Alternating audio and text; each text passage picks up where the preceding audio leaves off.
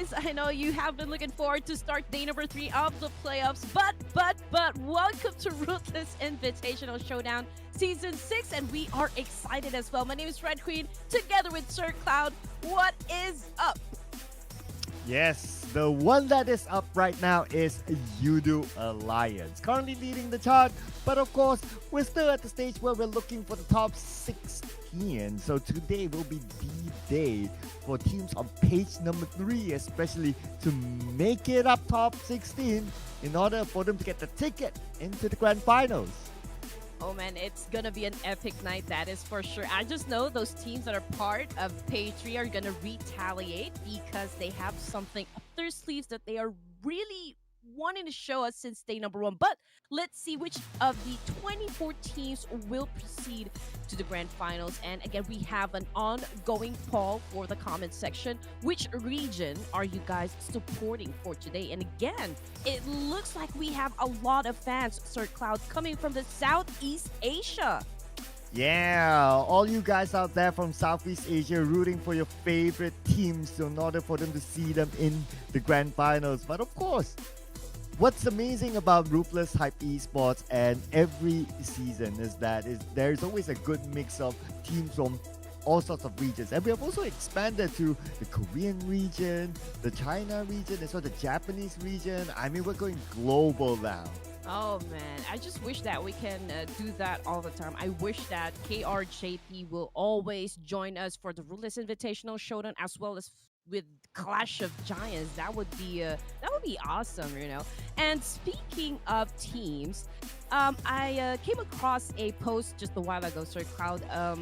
We have I think that was an interview with at the look of YOODO Alliance. I just remembered because YOODO Alliance yesterday, they had an explosive performance. It actually scored 2 chicken dinners, and it was just amazing because from the video I learned that Adelook played since 2018 and he was actually recruited by Farang Legend.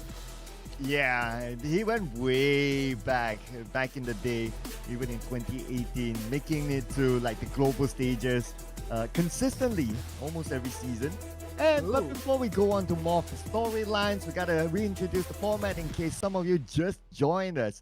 So this is the roadmap whereby we started off with the playoffs a couple of days ago, and today we're on the last day of the playoffs. It will be a group stage, so expect rotations, ladies and gentlemen, between Group A, B, and C. And then the top 16 will move on to the grand finals in the following 3 days, starting from tomorrow. The best part for the season is that the champion will get a direct invite into the finals of Clash of Giants Season 5. Easy as that. And of course, if you're one of the guys who loves to keep tally or keep tabs on your favorite teams, of course the point system is also flashed on the screen. The important thing is that you land at first down to, let's say, 7 to 8, because those placement points are the one that equate to an actual score. But if you land 9 to 16, then you get a donut. Yeah, you don't want to get donuts. The only donut you want to get is an actual donut. Wouldn't mind a piece of that. But not for the players though. They don't want donuts. They want points in the bag, especially teams on page number 3, in which we will review in a little bit more, ladies and gentlemen. So stay tuned with us. And of course, this show wouldn't be here without the support of all you guys, the community of PUBG Mobile Esports. So don't forget to also follow the social medias of Ruthless Hype Esports. And just to summarize again what we discussed earlier on, this is the tournament schedule. And today we are at 5th of July. It is the final day of the playoffs before tomorrow the grand finals will be presented to us, and the teams will stand a chance to win part of the prize pool. We are not going to stop for anything in this world. We are going to push through from the playoffs down to the grand finals. And just to give you guys an idea how much these teams are actually playing for, again, we have a total prize pool of $5,000 US. And of course, the first place will get the lion's share, which is $2,000. Second with $1,250, $750 for the third placer, and $500 for the fourth place. But here comes the special award, the MVP for the tournament will receive a total of $500. Oh yeah, we still have an individual award, ladies and gentlemen, the MVP. In which right now, in the running, it is Sky from HORAA Esports. But we will do that in a little bit more while we introduce the teams in their respective groups. In Group A, we have TIANBA, Formidable Vibes, Reject, and DPLUS Care. Yes, sir. And of course, Reject, DPLUS Kia, they're still on the third page, but I do expect like a major comeback coming from these teams because I would want to see them perform for the grand finals. And here comes another set of roster. We've got DXAVIER, YOODO Lions, Alter Ego Eras, and of course, the crowd's favorite, HORAA Esports.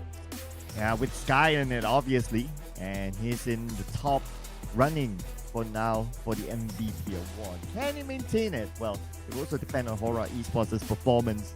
And the other teams in Group B, we do have HARAME Bros, Vampire Esports, TJB Esports, and the hot team, Falcons 4.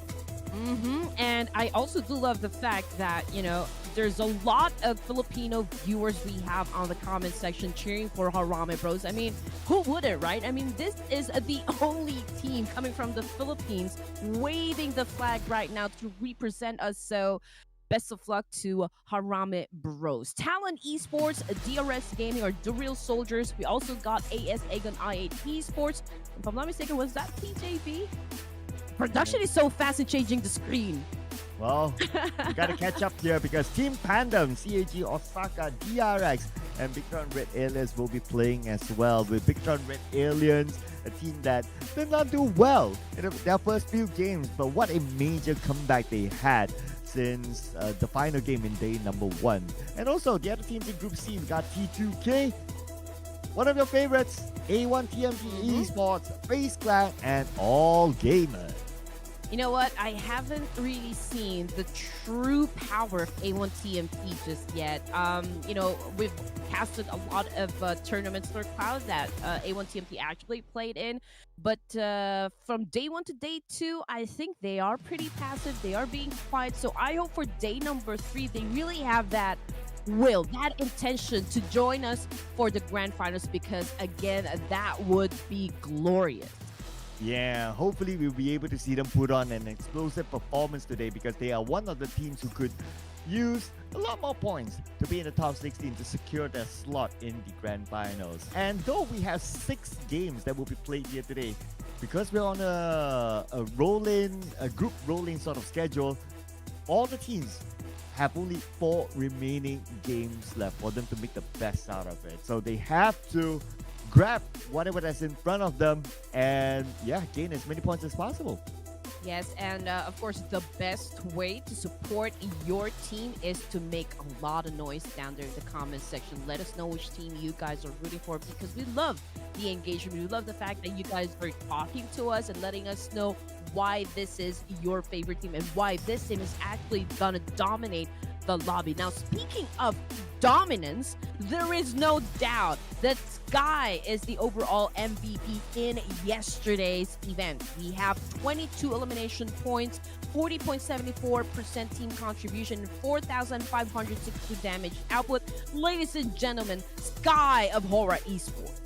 Yeah, HORAA Esports had a good run yesterday as well, and they're pretty comfortable up there to secure the spot in the grand finals. Wouldn't be too worried about them. Now it's also a matter of whether Sky himself can gain that extra $500 moolah. But behind him, not too far away, is Action from Falcons Force, followed by Doc from Formidable Vibes. And then we always have to have the Sky in. Lamborghini from DXAVIER. And La Paz from Bigtron Red Aliens. He showed an amazing performance yesterday as well. He will be looking to take home that MVP award for himself.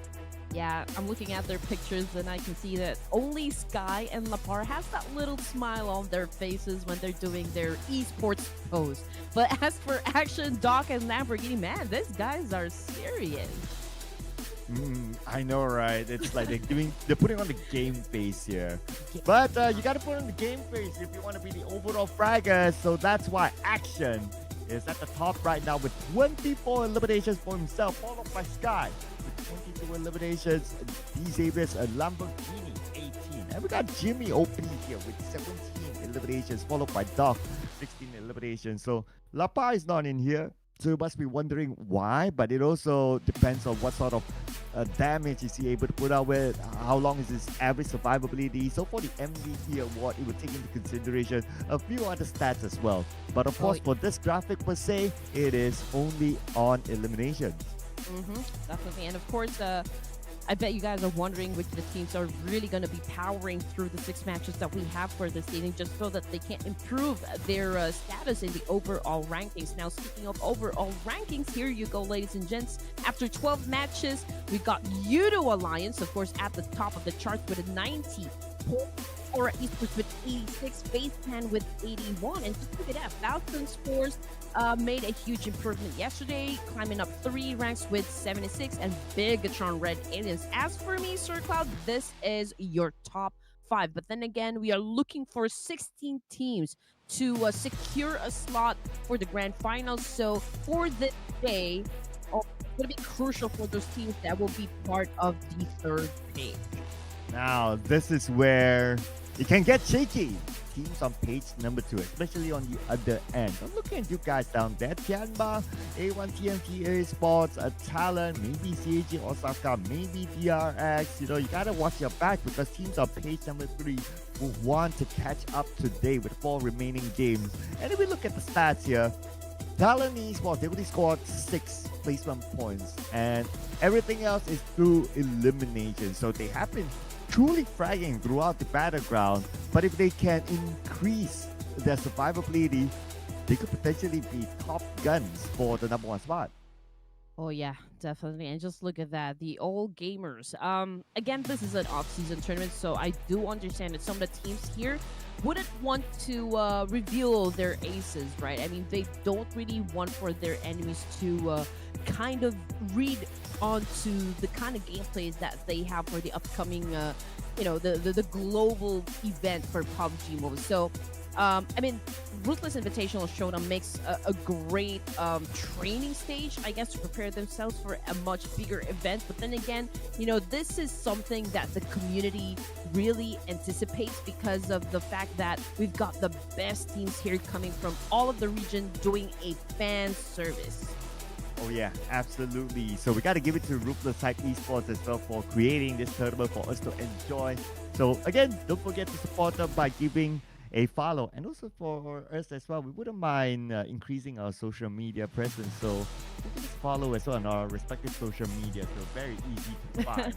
And what is easy to find as well is our map rotation. We're going to keep it simple here. We're going to rotate either Erangel or Miramar and then back and forth, but what we are truly going to rotate as well is the groupings, and we are going to start off with Group A versus B. But before we get to that, here are our top Erangel performers as of now. Honestly, the biggest surprise for me here, Sir Cloud, is FaZe Clan. Right? It's been a while, you know. I mean, we always cast for the Clash of Giants, we clash for the Ruthless Invitational Showdown, but I do believe, you know, after a long time, FaZe Clan right now is really stepping up their gameplay. They're showing us their prowess, and I just couldn't wait to start the matches to see if FaZe Clan can actually dominate this whole tournament. Oh yeah, I mean, they normally kickstart their campaign a little bit later, but this time around, they're already in the game, so gotta be aware of FaZe Clan. Now, the good news for all these teams, based on the stats, FaZe Clan is not playing the first Erangel, so yeah, they'll be taking a chill pill and they'll be back for the next round in Miramar. So we will be putting focus onto Group A and B. Group A consists of TIANBA, Political Vibe, Reject, DPLUS, DXAVIER, YOODO Alliance, Alter Ego, HORAA Esports, and Group B, HARAME Bros, Vampire Esports, TJB, Falcon, Talent, DRS, AS Agonite, and K1.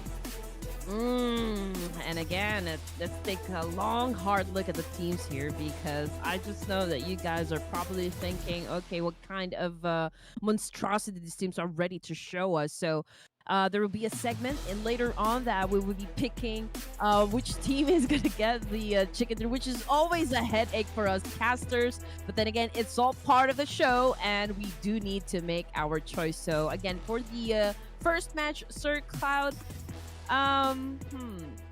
You know what? I love opening the matches with this team because I just love them. These guys are so energetic, so engaging, and very much supportive. So I'm gonna lock in my purple heart. There you go. Okay, okay. Production gets it. Production gets it. Okay. Okay. So looking at how they're performing, they're doing really well. They have a strong momentum. They're number one right now. So I'm gonna lock in my boys, my home boys here. Let's go. Oh, Let's go, my boys. So let's go. you do. Yep. Yesterday Red Queen showed it. Today's my turn. So let's go, my home boys. Hey, it's been 3 days for the playoffs and I haven't even scored anything just yet. Come on! What is happening? Now, production, we're waiting for your choice. While waiting for production, we'd love to know your choice of team as well. Again, just type it down there in the comment section. I do see a lot of purple hearts. I do see a lot of Nepal flags and also supporters coming from A1 community. And of course, you can't forget Harame Bros. I can see a lot of Philippine flag down there in the comment section. So again, I mean, this is what we want, right, Sir Cloud? I mean, everyone in the community supporting their team and just cheering them on. I mean, it's all positive down here. Oh yeah, absolutely. Love the cheers. And the cheers even started like before the show actually started. So great work out there. You guys are amazing. But as much as you have commented, in case you have not clicked on the follow button, the subscribe button, the share button, do click on it as well, because without you guys, we wouldn't be here without your support. So let's increase the subscribers for Ruthless Hype Esports as well. And also, don't forget to give us a follow as well. Just a friendly reminder that, ladies and gentlemen, we are very easy to find, whether we're on Instagram, we're on Facebook, we're on TikTok, Yeah. Twitter. Yeah, you can check us out. We are using the same handle. So whichever platform that you prefer, don't forget to give us some love. We wouldn't mind a bit of that. Are you kidding me? I mean, this caster beside me already wrote a book about esports. So, man, this guy is a celebrity. So I don't know what you guys are doing. If you haven't followed Sir Cloud, oh man, you guys are missing a lot. Oh man, yeah, that took me quite a while to come up with that. But yeah, I hope to translate it into Oh yeah, different please. languages in the future, because there's some demand. But if I do get enough support for the first edition, who knows, that might happen. But what we are sure to happen is game number 1, ladies and gentlemen, inside of ERANGEL. And production, they actually took a Falcon Spores. So they're expecting Falcon Spores to do a big comeback, because yesterday wasn't their best day. Oh yeah. I mean, they have been quiet, for day number 2. But again, even if they don't really perform at their best capability, I don't think anything's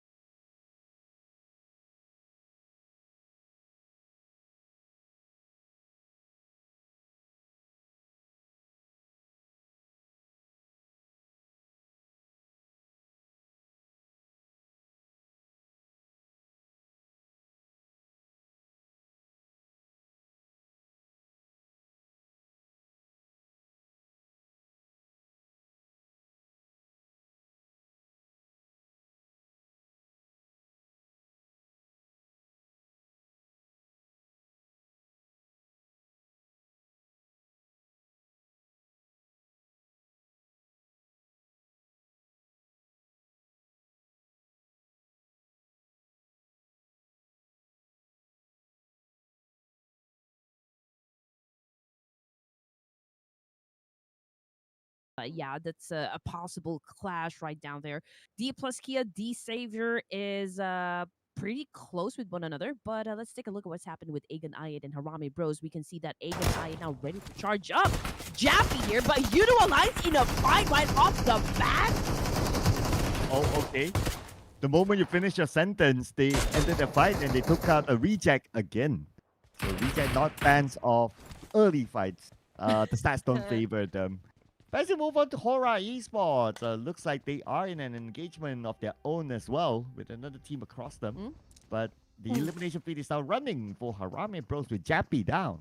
Yeah, I mean, obviously, again, I8 would go for, I don't know, to attack at least, or like find the weakest link for Harame Bros this time, and Jappy now goes down on the floor. It's a 1v3, so it's not gonna be a good outcome on the side of Harame Bros. Now, this puts Harame Bros at a disadvantage considering the fact that they're now one person down. So we're playing with just 3 players, and Agan I knows this one, and they're definitely gonna be capitalizing on this information. And just look at that, they are ready to push. And here we go with the man advantage. They definitely want to Oof. make good use of this moment, and plus they are not in the circle, so you don't want to spend too much time on the outside. We've seen this time and time again what happens if both teams get locked out when the blue arrives on top of them. So you don't want to put yourself in that sort of difficult situation. As for AS Agon I8, if we were to check out their utilities, pretty okay, I must say. And if they want to take the charge against Harame Bros, this will be one of the best times. Definitely. Okay, so obviously Harame Bros is having a little chat perhaps, like maybe checking how, I mean, what would be the best way to actually approach this situation considering that they no longer have that enough firepower to take on Agan I8. But then again, somebody might pull off a clutcher and maybe knock down any of the players coming from Agan I8, and that could pave the way for them to actually win the fight. But as for now, this is a standoff between these 2 teams. We can see that Noki popping off the smoke here to kind of just conceal his location here, but no hard push just yet. Yeah, trying to go for the flank, it seems, and surround the members of Harame Bros. So let's see if we can get one backstab. We just need one backstab, and then they will be able to go all in. As long as they can take out the off-angle guy, then, you know, all they need to do is focus on one building. The EMAS is now taking care of the sides. But I don't expect them to push from this angle because you will overexpose yourself. But wait a second. There you go. That is the flank there. There you go. Oh, man. This is not looking too good for the side of the Philippines team. But you know what? Yoni got knocked down too, so that could help Harame Bros out. But we can see that nade right here. We can see it coming from Rage. Unfortunately, to the nade to the face. So Harame Bro, I don't think they're going to be winning this one unless Federalis, of course, pulls out a miracle up his sleeves. Yeah, he did it once against Vampire Esports. He can probably do it again. And now it's 1v2 for Federalis. Wonder where will he be going? Will he be trying to go for the wraparound against IQQ?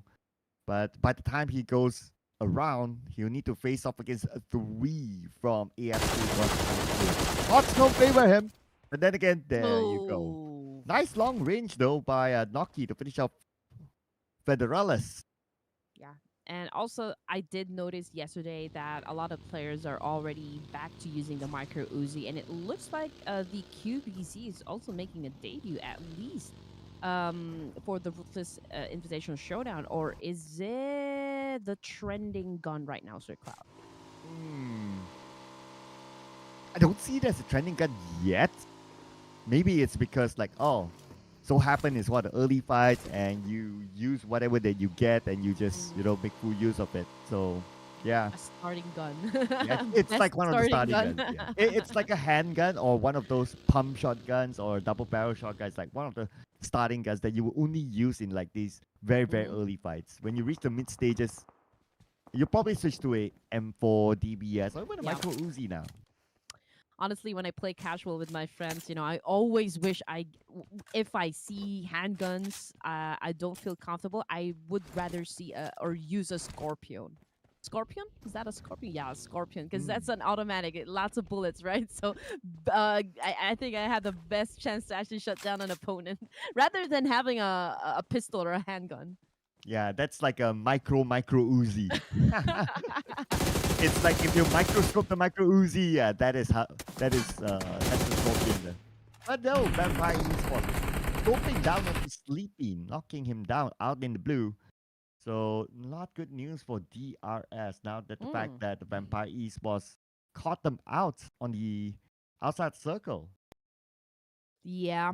Not quite sure there why he did an open spray. But I guess the challenge will be taken by the vampires. So let's see which the team is gonna be winning this fight. But yeah, 2 elimination points for the side of Vampire.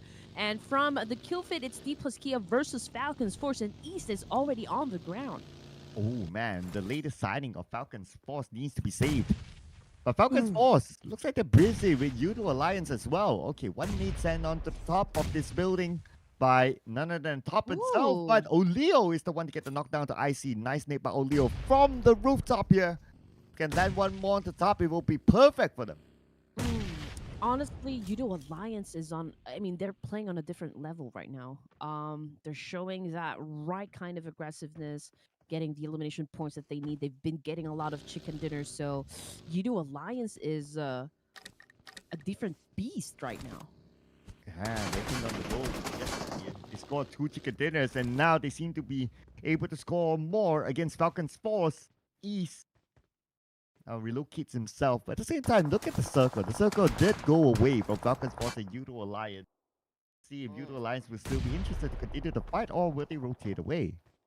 Yeah, and also, I think a fight is going to happen around north side area, down in Yasnaya. That would be HORAA Esports and Talon, if I'm not mistaken. So that's a possible clash right there. But of course, we're going to go back to what is happening between YOODO Alliance and Falcons Force. Now, we've got East. He got resuscitated by his teammate there with 1 elimination point. YOODO Alliance opted to just back away from the situation. Not quite sure how they lost their advantage up against Falcons Force, because before we left the scene, there were 2 members of Falcons Force who are currently on the ground. And now, getting back to what just happened, YOODO Alliance just lost Jimmy OP.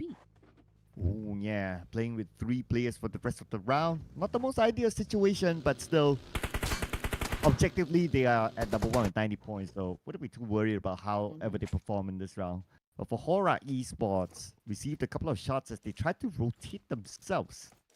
One of the other teams that wouldn't be too worried as well for HORAA Esports.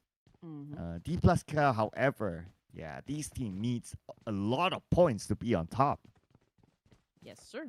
And for day number 3, I think teams are being more careful right now. Unlike, the kind of performance they've shown us during day number 1 and day number 2, aggression was the name of the game. But right now, I think they are being strict with how they approach every situation inside the game. I mean, it's already stage number 2, and there's HARAME Bro, there's Reject. Only 2 teams that got sent back to the lobby here.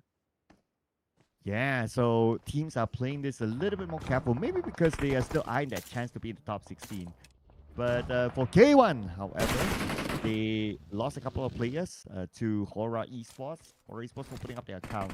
We do have All-Star as well, knocking down Paragen. Ooh! DPLUS in action. Malik, the moment he jumped over, he got knocked down. Lucky enough, he managed to jump over before that happened, so his teammates can still save him. Ooh, okay, here comes Sky now, just behind this boulder right here, cooking up a nade, is getting ready to throw it at ZWZ. Let's see, he can be on point. All right, he was able to inflict damage. ZWZ is pretty low in HP. Here comes a second nade attack coming from Sky. Completely missed that one, but he is, I think, prepping himself up to actually go for the push. But you know what? ZWZ took that time to actually get inside the car and just get away from the situation.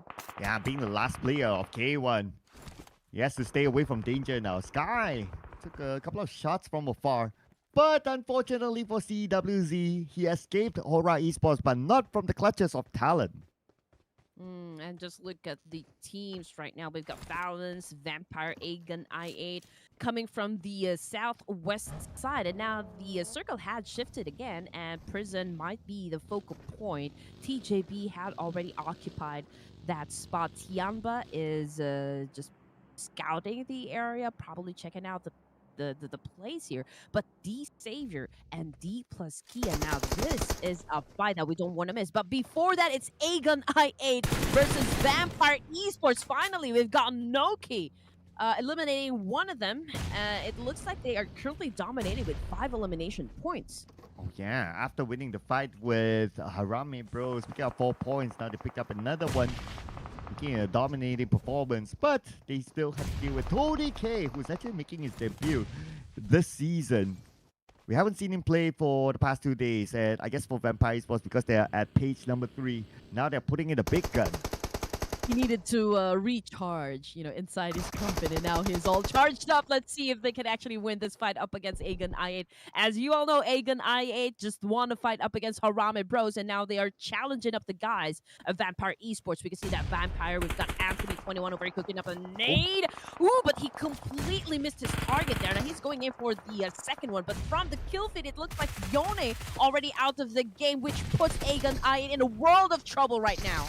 Oh man, here we go. Anthony, aka Schweppes, will land the final blow and win the fight for Vampire Esports. Now the pickup will happen. Tony K will be saved, and they should have enough time for them to rotate inside. But look at the minimap. Another team is actually monitoring the situation and could block Vampire Esports from rotating to safety. Ooh, oh man. All right. So 20K was able to regenerate. Okay, unfortunately, they lost a member of their team, but it's still doable. No problem with that one. But TIANBA now challenging up HORAA Esports. One of HORAA is actually currently on the ground now. Not sure if that's a confirmed death right there, but TIANBA does flash 1 elimination point under their belt, and they're looking at from all directions, possible directions which their enemies can come from. But yeah, I do believe there's also TJB just lurking within the area, probably studying up and just talking to each other. Like, how can we actually crash this compound without losing any members of the team? And so they're really deciding and making sure they're making the right moments here. Though for TJB, frankly speaking, they're pretty comfortable on page number 1 as well, so I'm not too worried for them. So it's more like a possible experimentation or just a training ground for them, just to see what works in all sorts of situations. But speaking about situations, we're going to get a situation where the circle will shift, and it goes towards TIANBA, TJB, HORAA Esports, and Talent from the north side. Yeah, but it looks like Vampire will have another entry point right here, but we're gonna talk more about that later on, because I do believe it was Vampire Stone just got eliminated by the play zone, and it was DPLUS Kia just a while ago that I think won the fight up against DXAVIER, perhaps. We're not quite sure, but this is the situation. DPLUS Kia, they're reviving their teammate. They're pretty near with DXAVIER as well as DRS, so this could be a 3-way battle. But we did see the locations of the teams coming from the west side, coming from the south side. Most of them are, will be coming from that way, so I do expect it to be bloody. Oh, DXAVIER, they don't normally back out a fight. If they know they have a chance, they will go in for it. And now Lamborghini is looking for his next target, while K, the final member of DPLUS Kia, will move away, but he's moving towards the direction of Alter Ego with Rosemary just on his left. Chips, picking off the shadows. And now we do have East on screen here, knocking down Shoyu. Oh, I see. Not looking too good, as well as Lamborghini. They're going up against DRS. We've got Shoyu from YOODO Alliance, just got knocked down by East of Falcons. Force Action is also doing some spray here up against K-Look of YOODO Alliance, but just look at that. DXAVIER now already has 2 casualties, but they also do have 2 elimination points under their belt. Now let's check out Ease if we can take down Tony K with that nade. Unfortunately, he completely missed that one, but Tony K looks like he's gonna answer back with a nade himself, but he did not shut down anyone coming. Oh, he did. Oh, it was Schweppes this time. Here we go with up top. Comes up on top. against Tony K. Tony K not able to react in time. That's something to slow. They're managing two teams at the same time. Good TJ on the other side. And the bad news is that they're on the outside of the circle, being pressured by the blue. As Tony K bleeding out, crawling towards Shrubs. Yeah, desperately crawling back to Schweppes here. Can he make it though? East is already making a move. Pemo was already healed up, so oh man. I think Tony K will be some sort of sacrifice here. Yeah, right now, Falcons Force not able to finish off Tony K yet, but he's probably used as a bait. But there you go. Tony K will be eliminated from this round. Falcons Force action going up against Schweppes. Oh! Nice fire action. Nice sharp shooting there to catch a moving buggy to knock down Schweppes. Now leaving Stone alone. Oh man. 6 elimination points though, stage 4, but we still got 10 teams. Honestly, this is gonna be hard for vampires to survive. It's just like that. I knew it. I mean, TIANBA just made a move, capitalized on the situation, and just eliminated a vampire entirely. Now, they did go out of the game with 7 elimination points, so I still believe this is a pretty decent number. Getting back into the game, it's DXAVIER, Natty, pretty close with Killer Whitey at TLS, and I thought Killer Whitey holds a micro Uzi once again. And just look at the amount of teams that we have from down south. So this is where the party is going to be at. Oh man, this is gonna be fun for Killer from TRS because he's inside a prison and the only way out is only through one direction up north, and look at the amount of teams around him. It's gonna be real hard for Killer to get out of this. Even though he can navigate through like the buildings, then what's next? He will be out in the open with all those teams on top of him. The only way out of prison is parole. No, I'm just kidding, guys.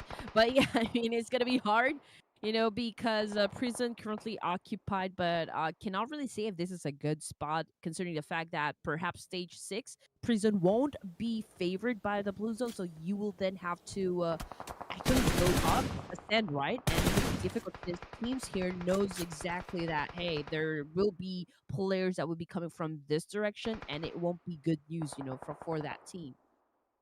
Yeah, so let's see what will be the answer to this problem. Because all these teams are locked in each other. The East went out to save his teammate. The smoke is still active. Only S tries to land the shot across, but it's not going to be that easy. Instead, he tries to lob a nade. Second nade will be sent across as well. Will it land nicely? Ooh, that was close for only S. Oof, man, this is serious gatekeeping right here. Falcons Force, I mean, I'm not taking out the possibility that they could actually win the 5, but it will be very difficult. I mean, they don't have that much space to work with, so oh man, okay, there you go. I mean, that was the end of the line for Falcons Force. Their wings have been clipped going out of the game with 6 elimination points, which brings us down to just 7 teams remaining. We are already at stage 5 with a minute and 20 seconds on the clock. So let's wait the next team to be thrown out of the game. Yeah, the clock is ticking for the teams on the outside of the circle. TIANBA kind of locked in. They can rotate though, so I guess they're really taking the time to get extra frag. See? Especially for Killer, he's still inside the prison itself. Now from afar, Alter Ego. So they're taking damage. Doing Longs trying to secure elimination points. Always very strong on the teams. Octa on the right side. Longs have an idea that he's behind the tree because of the smoke, but doesn't have a good clear shot. Yeah, we're down to 7 teams, right? So I can see that only TIANBA, okay, only 2 teams now has a complete squad. And this team both comes from China, so possible that they could score the chicken dinner compared to the rest of the teams here because they have the number advantage. But of course, nothing is etched in stone just yet. I mean, we still got 7 more teams here, and it all boils down to how good these guys are when it comes to the execution and who would be favored by the zone. I mean, there's a lot of random elements that you could consider, but of course, we still have to throw in their skills and whatnot when it comes to shutting down opponents. Yeah, so gotta put that into consideration as well, not gonna lie. I mean, being sharp is one of the key things for them to survive. And speaking about surviving, Circle went up north where HORAA Esports is at. So teams inside the prison. We still have Killer still surviving inside the prison itself, but here we go. It's going to be 1v1 against Nate. Yes, sir. And Killer YT, just look at that. He's holding a micro Uzi. Um, there you go. Oof! Oh man, it's lethal. I'm telling you, it's lethal. Oh man, that is the reason why I love micro Uzi. Aside from the fact that I do love the sound that it makes. Oh man, it's really a killer gun. You know, when it comes to CQC. And so ASMR, right? I do get it. Yes. I do get it there. I do get it. I mean, that's what makes this game kind of fun as well. It's like the sensory of it, the ASMR of using certain weapons. Like maybe some of you like the sound of the micro. See, some of you like the action sound, the pumping sound of a DBS. You know, Oh, yeah. there's a little bit of something for everyone out there. But the sound is one thing. Let's see if Killer can actually have an audio cue of the movement of shadows. Yeah, very satisfying. The sound switch. One of the reasons why, to be honest, why PUBG is my favorite game. Now let's check out Killer. Ooh, on point nade. Unfortunately, that wasn't enough to shut down Shadows just yet. I mean, he is not out of the woods, obviously. I mean, there's tons of players right above them, and even if he wins this fight, there you go. I mean, there's TIANBA above him, so it was really hard to survive that situation. But still, I mean, kudos for that kind of performance. Yeah, but it's not absolutely done yet in this area. Look at this, right? TIANBA, they have players inside, they have a couple of players outside, so they are really trying to play the gatekeeping role against as many teams as possible.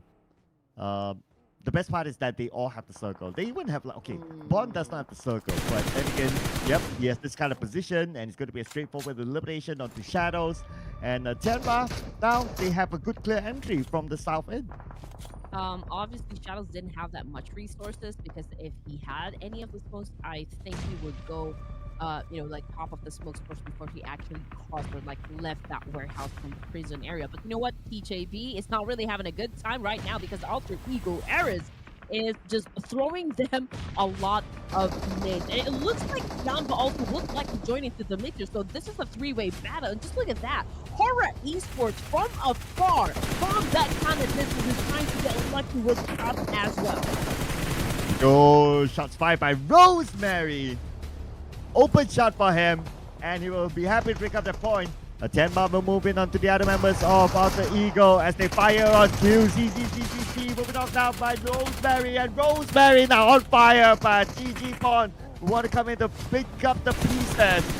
Rosemary, leg spotted, one last hit, and GG Pond will say GG to Rosemary. Oh man, Alter Ego Air is getting the boot out of stage 6 here in ERANGEL. Now HORAA is at the top of the chart here. Best chance actually for the chicken dinner, but we still got TIANBA and DPLUS Kia to consider. Unfortunately for the side of DPLUS Kia, we're talking about their lone survivor. So this is a 3v3v1 situation. So let's see what kind of plan HORAA Esports can actually show us right now. But you know what? Hey, even though he is all alone, he can still survive this one by proving to us that he can still get an elimination point. Oh man, here we go. Top 3 teams, and HORAA Esports is in it. And out of all these teams, DPLUS Kia and TIANBA are the teams that could use more points to be the top 16. Let's see who will pick up this chicken dinner. And so far, HORAA Esports seems to be in a good position because look at them in the circle. While DPLUS Kia, K, is on the outside together with TIANBA, so they might cancel each other, and HORAA Esports will come in at the later stage to finish up the job.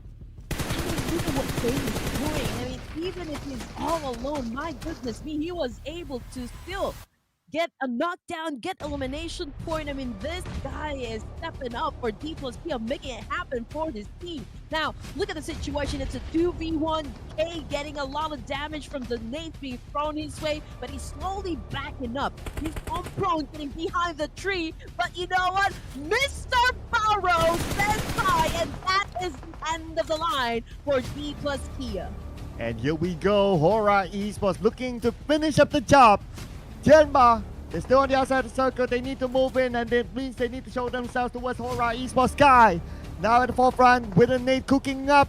Shan just right in front, and this nade could land directly onto Shan. into the face of Shadow, knock him down, and it's now down to only GG Bond and GG to TIANBA. HORAA Esports claims the first chicken dinner, and Red Queen finally scores the first prediction. Honestly, every time I order up a chicken dinner, it's always HORAA Esports that delivers. Oh my goodness, guy, Mr. MVP winning the chicken dinner for the Team HORAA Esports at the WWCD for game number 1. Oh. And finally, Red Queen scores Yeah. the chicken dinner. Man, that took a while. That took a while this time. That took a while. But anyway, there was a good nade from Sky, not gonna lie. Like, the buggy was moving, so it's not like his opponent like stayed put. So he had to really time it well before the buggy moved away, the right distance, and all those variables that made that a perfect nade. I mean, you don't call him Mr. MVP for no reason. I mean, come on. Day number 2 MVP, Sky HORAA, again flexing his muscle for game number 1. Day number 3 of the playoffs. And again, you know what? We do not end the day without HORAA Esports really flexing their muscle. I mean, even if they don't get the chicken dinner, but elimination points, they always get it right. Yeah, so very consistent. They're pretty comfortable on page 1, but still scoring the chicken dinner, giving it back to the fans. So very happy to see this sort of performance by HORAA Esports as well. So great work by them, and look forward to seeing more in the following rounds. So other than that, the other teams to watch, TIANBA have been pretty solid this round. They've been gatekeeping other teams, collecting elimination points in the process to put themselves up besides HORAA Esports. And we got Alter Ego, who survived fairly long as well, and DPLUS, yeah, who's in dire need of points at page number 3, doing pretty decent this time. Yes, Alter Ego Eras. I mean, day number 1, they haven't really been performing, but come day 2, I mean, that's practically where they decided to show up. And right now, the consistency is overflowing from the side of Alter Ego Eras. And again, we've got Octa on your screen winning the MVP for this match. 5 elimination points, 710 damage output, and just more than half of team contribute. Yeah, Octa from Alter Ego, the MVP, but not Rosemary. So it just shows that Alter Ego is telling all of us that, hey, you know what, you always say, or you always talk about like, oh, Rosemary being the Rose carry, but hey, you know what, Octa can do the business as well. So great work by him.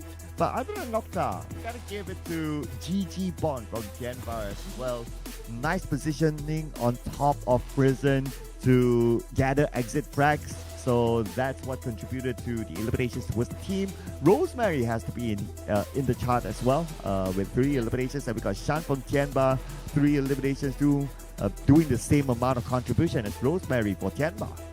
Yeah, and I don't think, one can play PUBG Mobile going up with a complete squad. I mean, going through it with just one player. I mean, the reason why Rosemary is so effective is because the team is making it easy for him. But there is no doubt the skills of Rosemary is, is on another level, right? But it's still, the teamwork that makes a dream work, as we always say. Now, with the match ranking, ladies and gents, 15 points in total for the side of HORAA Esports. Mostly it was placement points, but still, 5 is a solid number for a match. Yeah, I can't complain about a chicken dinner as well. So other than that, look at stats here, 204 throwables used. We've seen a lot within the 100 range, but this is one of those rare moments that we get above 200, at least for this season, that is, ladies and gentlemen. So the teams have been putting work with the throwables used. Now, coming on to the important part here. Because of that chicken dinner, HORAA Esports becomes the first team to gain more than 100 points, and now they have overtaken a YOODO alliance. Yes, sir. First, the team to actually cross the 100-point mark. There you go. I mean, HORAA Esports is pretty uncomfortable with the fact that, hey, we're not sitting on the throne, so we would like to reclaim it. And now that puts down YOODO Alliance at second spot with 94 points. But then again, we are looking at the best 8 teams for this tournament. Those teams that are actually giving us all the wild intentions that they would want to be part of the grand finals. But then again, there are some teams that haven't played just yet, so do expect that the first page will still change. Yeah, and TIANBA, welcome to page number 2. After a decent performance, they pushed themselves up to the top 16. However, we do have a couple of downward movers here.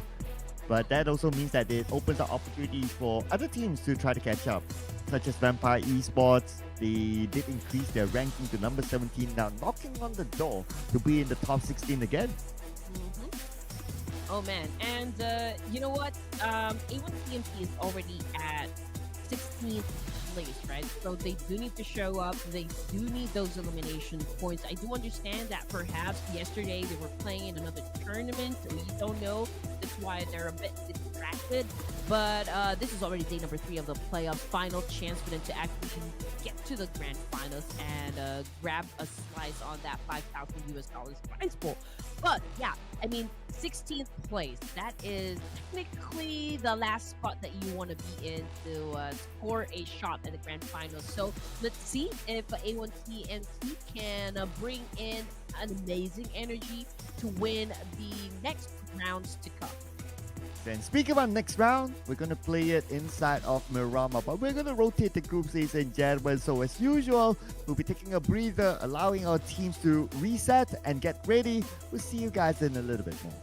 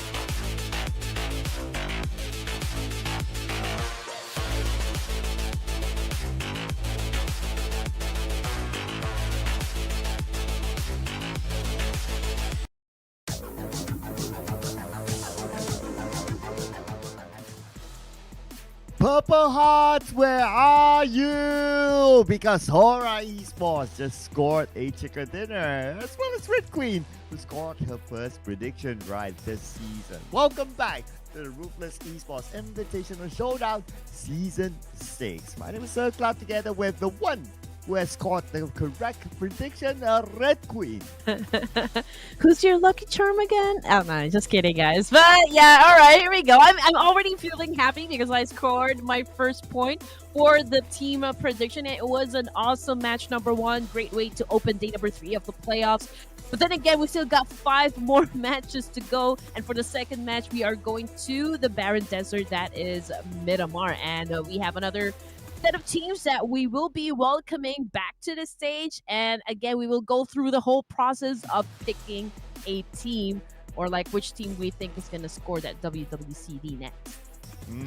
Yes, so man, it doesn't get any easier, honestly. I mean, we do see like there are some teams stepping up, like DPLUS here stepping up, TIANBA stepping up as well, and Vampires was fielding their main fragger, Tony K. So it doesn't get easier with the fact these changes happen. But of course, it's fun for us to not allow things to be too predictable. But anyway, we're gonna head on to Miramar after this, ladies and gentlemen. In case you missed the first one, HORAA Esports got a chicken dinner.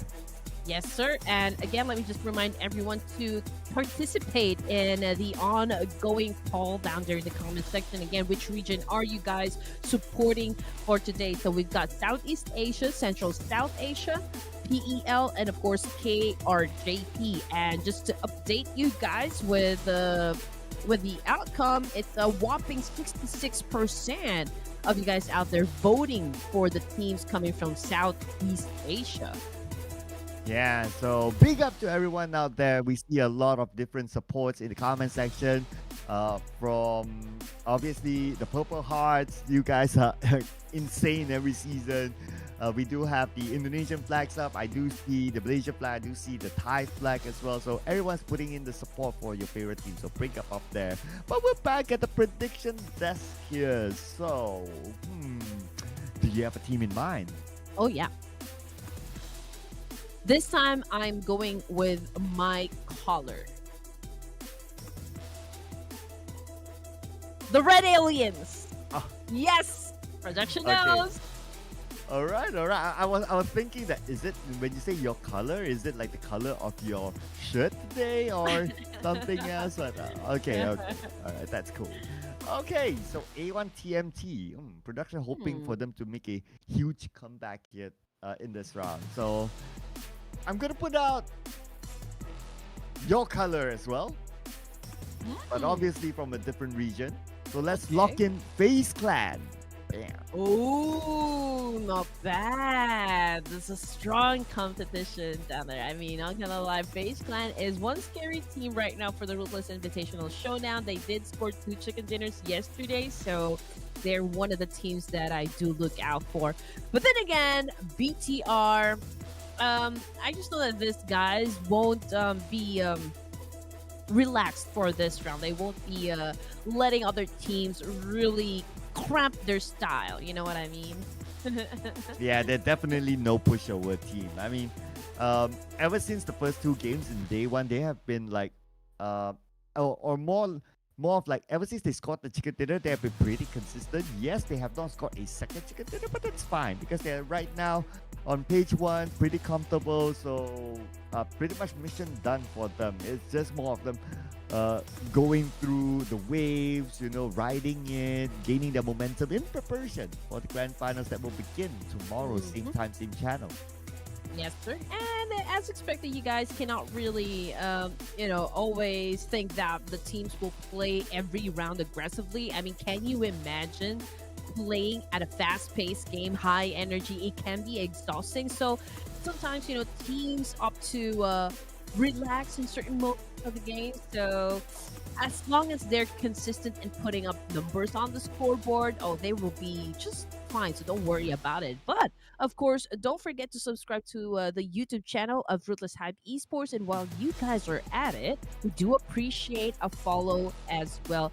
Our IGN is right down there. It's at Red Queen Andy and of course at Sir Cloud MY. We do love to talk about esports. We do love to talk about PUBG and some other stuff as well. So feel free to say hi. That's all I'm saying. Yeah, you want to catch Red Queen in her hosting outfit for all different shows out there. Okay, you can definitely check her out. Of course, she dresses up for all the occasions, whether she's hosting or whether she's actually catching a movie. You're catching a couple of movies on your content in recent weeks. Yeah, I mean, yes. I always get invited to the special screening of each movie before they're shown in the cinemas. So thank you guys. I mean, I do love a good movie with friends, and I mean, I just love watching movies. That's it. Yeah, it's always nice to get free movies, free popcorn as well, right? I enjoy the show before many people out there. So yeah, so if you guys want to know like what's hot in the movies, you got to follow the social medias of Red Queen because she will be one of those who get to watch first. So that will kind of give you a reminder of that. Oh, that movie is coming up. Maybe I should look at it. Just saying. I mean, do you watch Game of Thrones, Sir Cloud? I do. I'm crazy about the House of Dragons right now. I don't know if you're fans of the dragons and swords and fights and everything else in between, but you gotta watch a GOT because I do feel like, you know, whenever I cast for a tournament, it's like a Game of Thrones as well. I mean, you have to play hard, you will have to exert a lot of effort, and you have to do the thinking game as well on how you can outsmart your opponents. And so basically, we're like playing Game of Thrones here. And you know what do they say to the God of Death? Not today. Yeah, there you go. Game of Thrones reference, ladies and gentlemen. I've watched the Game of Thrones, but I have not watched the House of Dragons. So hopefully I'll be able to catch it maybe someday. Yep, I know it's out there on streaming services, but yeah, it's just a matter of putting the commitment to click on it and just chill. You know, guys, because Sir Cloud is a very busy man. That is why he doesn't have time for, you know, to just sit down and relax and watch some movies. He's everywhere. He's attending a lot of community events and also being a guest speaker for a lot of shows as well. So you have to follow Sir Cloud so that you won't miss anything that is happening, official and unofficial, inside PUBG mobile scene. Yeah, I wish I'll have time to share more food photos in the future. I do miss a good meal once in a while. But we all do miss good action as well. And Ruthless Hype Esports is gonna bring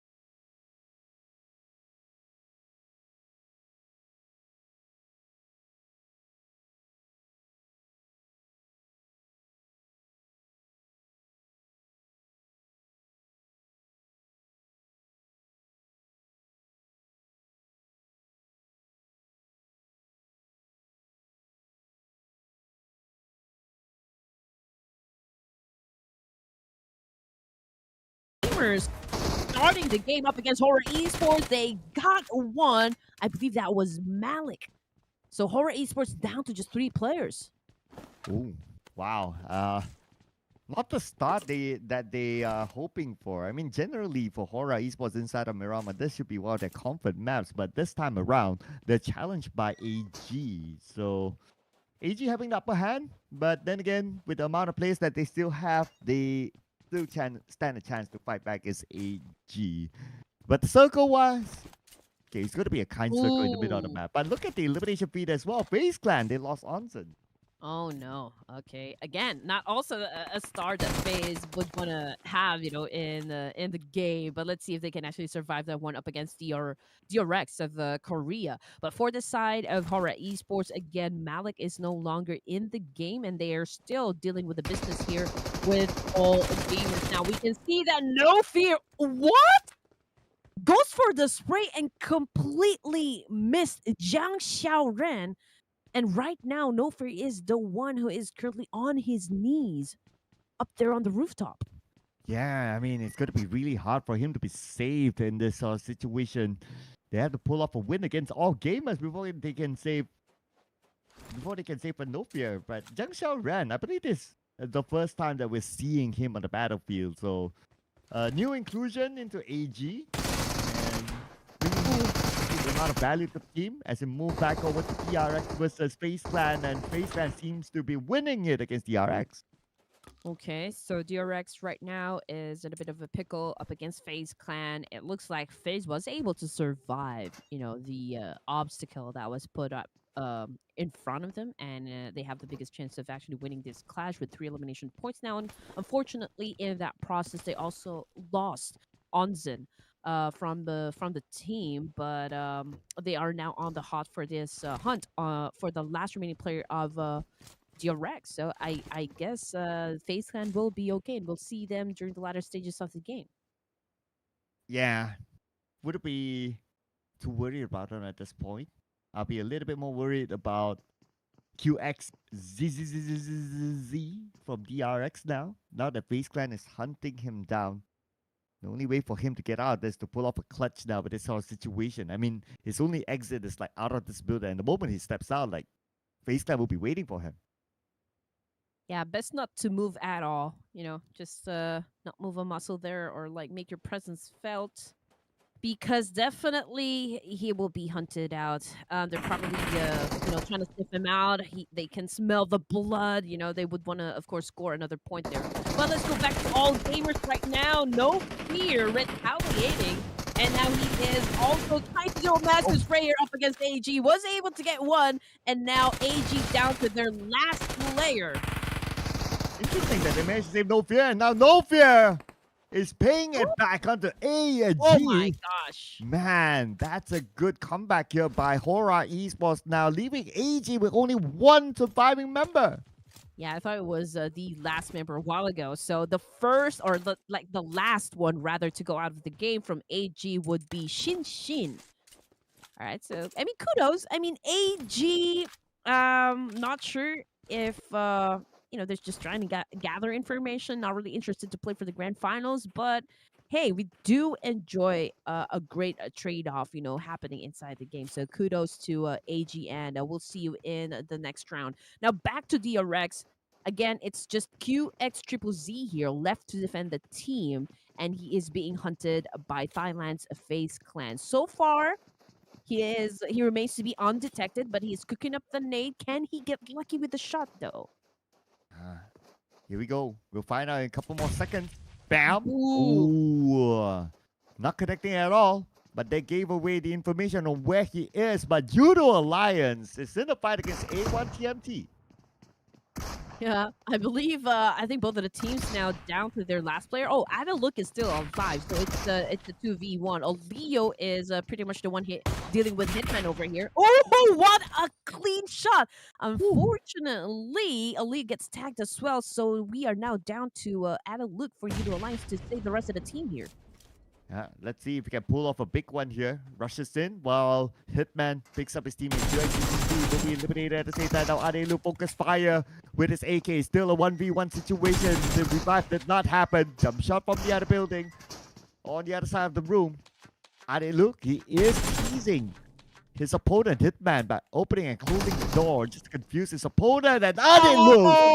What a nice, clean win by Adelu. Wow. Oh man, godlike reflexes. That is all that I can say about this player. I mean, it was amazing the way that he played that one against Hitman.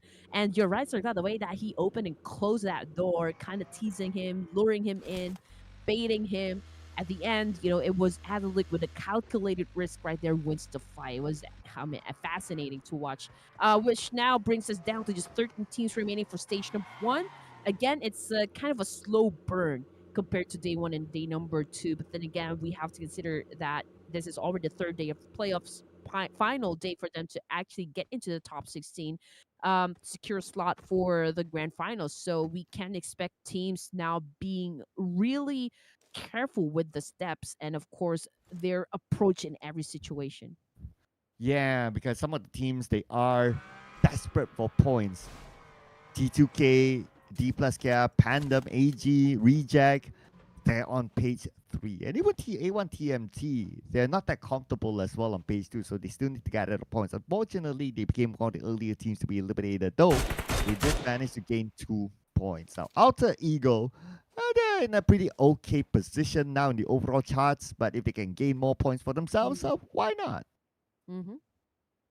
But right now, we got CAG Osaka. We've got Nawado on the rooftop here. And he is aware of the fact that Alter Ego Ares is just right up in front of him. But I don't think any of the teams here will go for that hard push just yet. So it's all about just damage output for now. But on your screen, we've got the rest of Alter Ego Ares also assessing the situation and probably just looking at all directions and anticipating an attack coming from any of the teams headed towards their direction. We still don't know just yet, but we've got plenty of space since this is just stage number one inside Miramar. So there's tons of things that can still happen. All right. And let's see what will happen here with the circle. HORAA Esports, after winning the fight up north in La Cobera, they will have an easy entry in, unchallenged. Circle-wise, it's not too bad, I would say, but I will keep my eye on to the high ground just on the side of Power Grid. Probably a DXAVIER might want to go there, but yeah, knowing DXAVIER, they're not that kind of team who like to take those long-range shots. They like to take the frontal fight approach.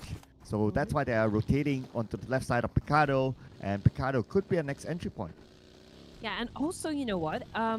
Based on my observation, HORAA Esports loves to stay up north. They always, before they get inside the safe zone, I always see them coming from the northern side. Is it because none of the teams here inside the lobby chooses to drop off in that location? Not quite sure yet, but they did put up 4 elimination points under their name, so I guess they are on a good roll for stage 2 of Miramar. Yeah, they did get an early fight with AG earlier on. They won the fight, so that was the only team that challenged them. And the rest of it, well, pretty straightforward for HORAA Esports, but not so straightforward for CAG Osaka now that they've been sieged down by the current red aliens. Look who has arrived. Foxy closed down the door. Matun on the outer side. Matun tries to win the fight with the SLK. Needs to reload. He's pretty low at this moment. Comes back in, and Foxy went down. Yes, Ichi Osaka obviously needs some more points to stay or maintain their position in the first page.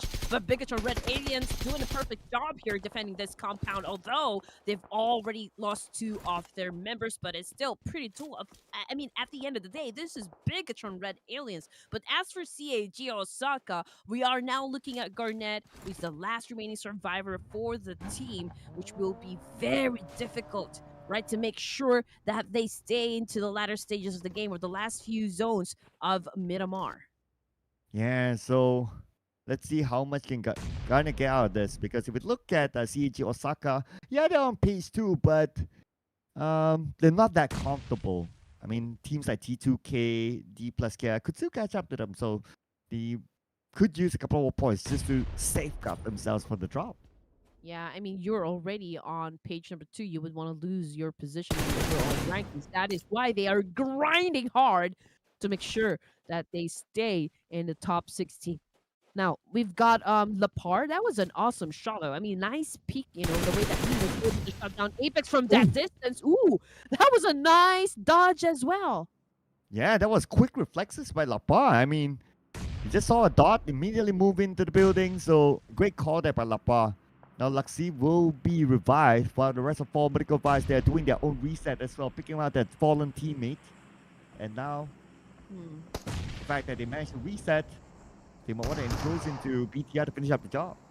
Yeah, and just look at the circle, Sir Cloud. FaZe is inside of Picado, right? And big chance they will deal with alter ego errors. But if Picado will be the main point or the focal point for the circle, plenty of teams will be heading towards that direction. We just don't know Oh, if they're gonna go out for now or just reserve it for mm. later. But Bigatron Red Aliens seems to be on the losing end up against Four Miracle Vibes. And not mentioned first as well. And now Four fight having the upper hand. They're going to go all in charging, but Lapa is not going to go down without a fight. And Lapa just too much going to handle. The final player of Four Miracle Fights, Baron, gave the final blow to Lapa.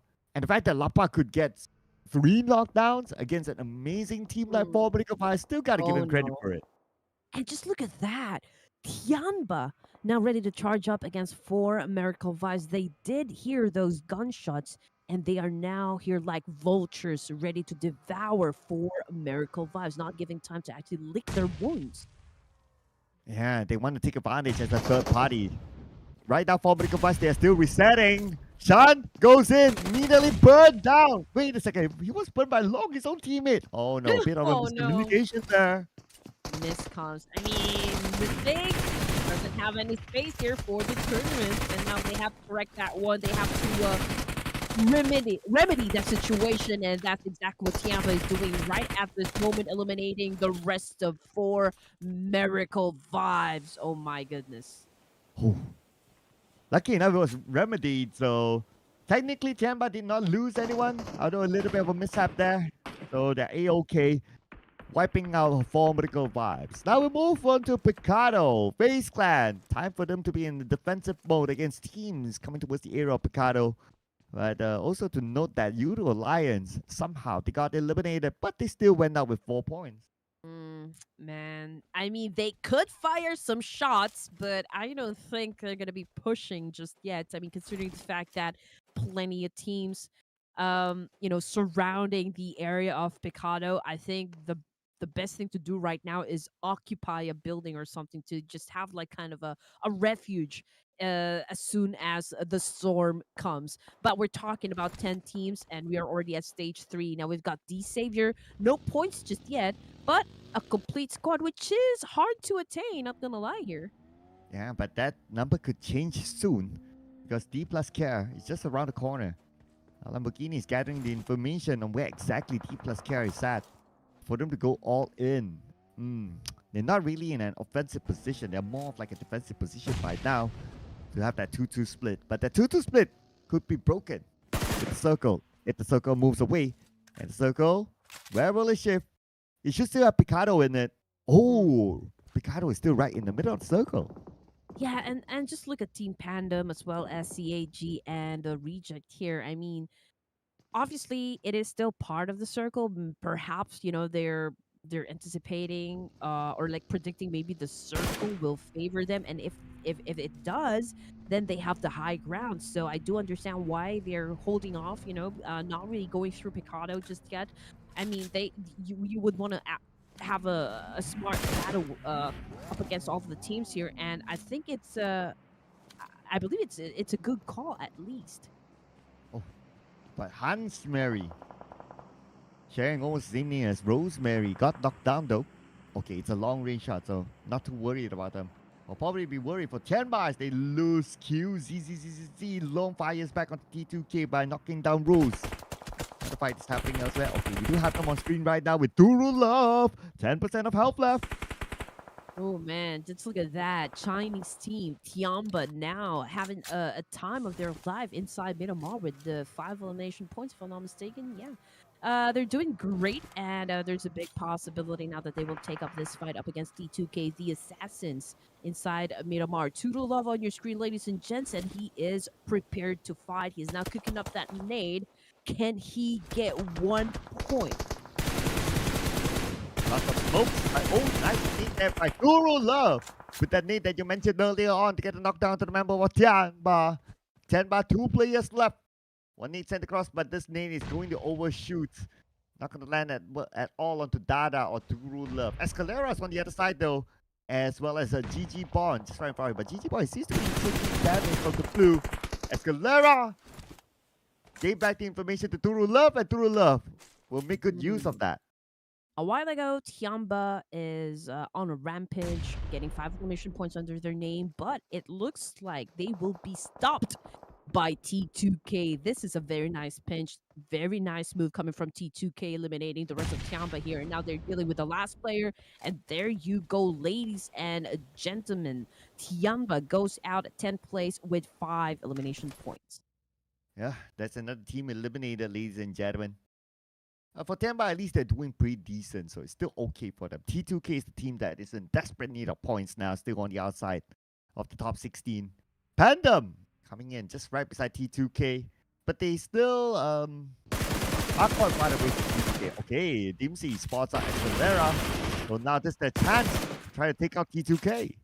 And again, this fight is happening right at the edge of the circle here. So obviously they don't want to go into the middle just yet. They will defend this spot up against T2K Escalera. Okay, he's just doing an open fire here and there, but not really showing himself up just yet. And Team Pandom kind of rotating, probably just checking in if there's another going for a pinch here. Just like what Jubrenki is doing. That is why it is always best to have your vehicles with you, especially in Miramar. Yeah, and the importance of a vehicle is when the circle shifts. Like now, we're still with Picado, ladies and gentlemen. 2 teams inside Picado right now, and yes, FaZe Clan and Alter Ego still has a place to call home. That is Picado. I'll be interested to see what happens on the right side with Pandem and T2K now in the same area. Pandem seems to be making the first move, so potentially they could get into the circle first and block out T2K. See, that's actually what I was thinking. Are they going to go for the fight, or are they going to go prioritize getting inside the circle before they challenge up T2K? But we've got DPLUS Kia having an exchange with another team here. If I'm not mistaken, that would be DXAVIER. And again, this is a fight for a spot, Sir Cloud. I mean, they know the importance of taking control of this compound. Yeah, so that's why they're trying to protect it. Now, DPLUS, let's see how will it fare. They still have time though because they are in the circle. So they're not really pressured by the blue, but they could be pressured by the team up north. I believe that's HORAA Esports overlooking these 2 teams. And if the fight just goes haywire, HORAA Esports can potentially go down and be the third party.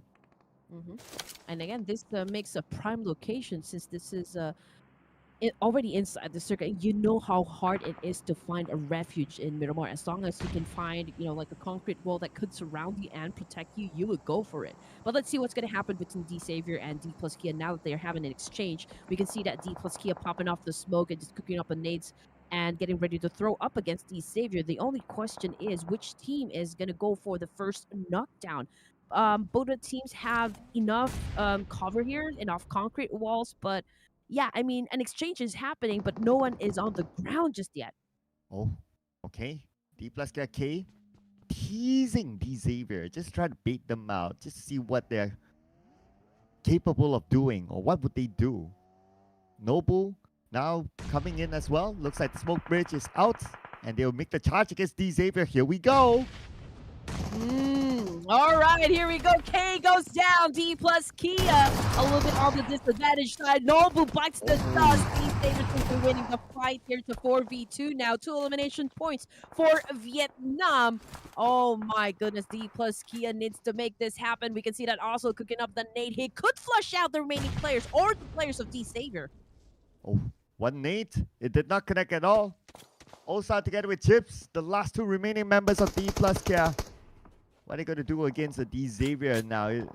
I guess looking at the timer, we have about 30 more seconds before the next zone. They might as well hold their ground and look at the next zone before deciding what to do next. Ooh, man.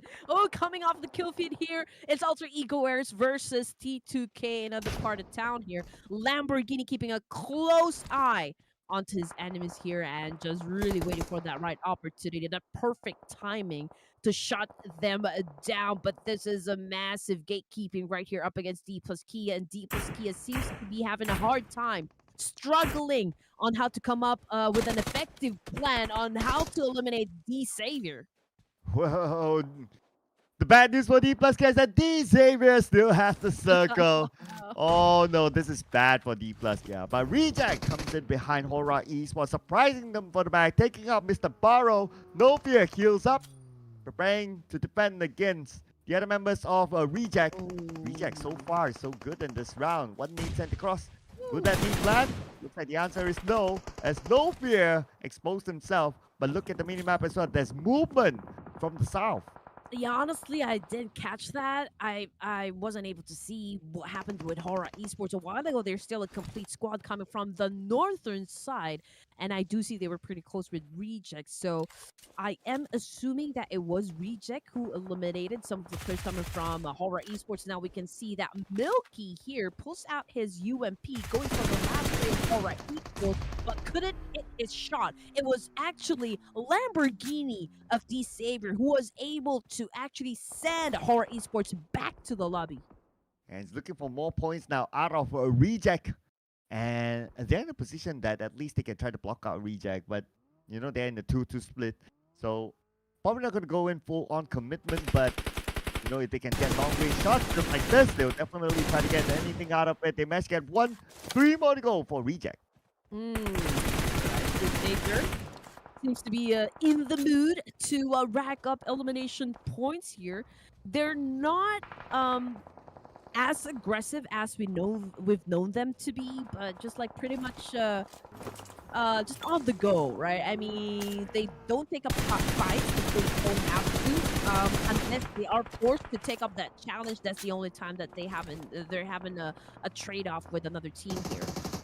But they were able to put up 4 elimination points, and they're looking at Rejects right now. And of course, I do expect that they would love to score this point out of Japan. But you know what? Sarah just eliminated the last player of CAG Osaka. But I mean, CAG Osaka did go out of the game with 2 elimination points.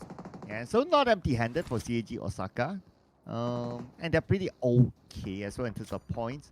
But between them, of course, Reject, the desperate need of points. Now at least they're above AG in the overall charts. But let's see if they can take out DXAVIER. Now that DXAVIER will be on to them. Look at the interest of DXAVIER. Like they rotated from the left side of the circle. Now they're on the northern side, chasing down the members of Reject.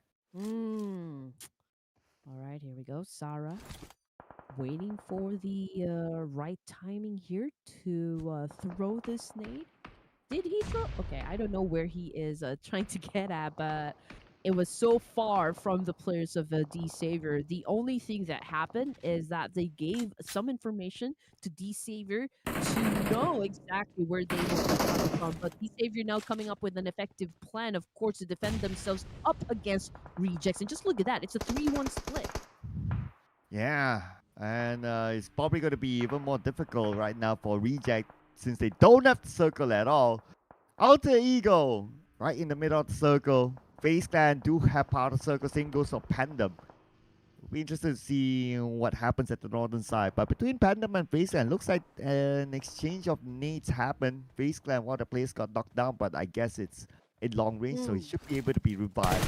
And for Lamborghini, navigating around his DC5, but it's not able to land the shot. I mean, just look at the risk here coming from Lamborghini. He wanted to get some information, so he actually went inside the blue zone to open fire up against one player of Rejects, a place where Rejects don't really expect him to come from. Yeah, and was doing the unexpected against Reject. And I guess that's a really, really smart move, but also fairly risky. Lucky enough that he managed to tank it out and he's A-OK for now. But can't say the same for DPLUS, yeah? Out at number 7 with 0 elimination points, so they only managed to gain... Wait, they got 1 elimination point, I guess. Yeah, so they didn't manage to gain that much. So DPLUS, yeah, a team that's desperate for points to be in the top 16, they have to do a lot better in the following round. And now 6 teams remaining. The zone is getting small, of course, being too crowded for all the teams here.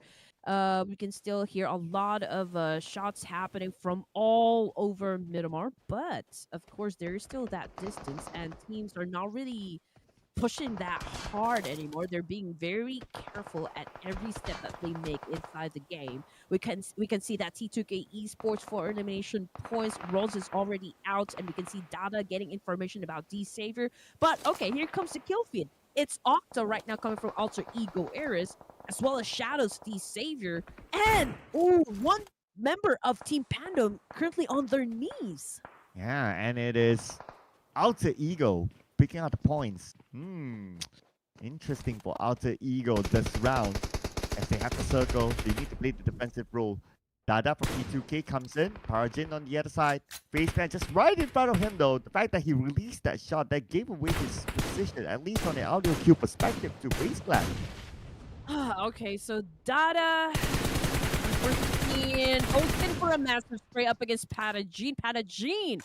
Oh man, it's like 20% of health there, but it is okay. I mean, Shadow's just right beside him, so if he gets knocked down, there is an opportunity for DXAVIER to reset and pick up their teammates. So let's see what Team Pandom ends up doing in this situation, since they have the biggest opportunity to actually gatekeep the remaining players of Rejects, who will be, of course, coming from up top.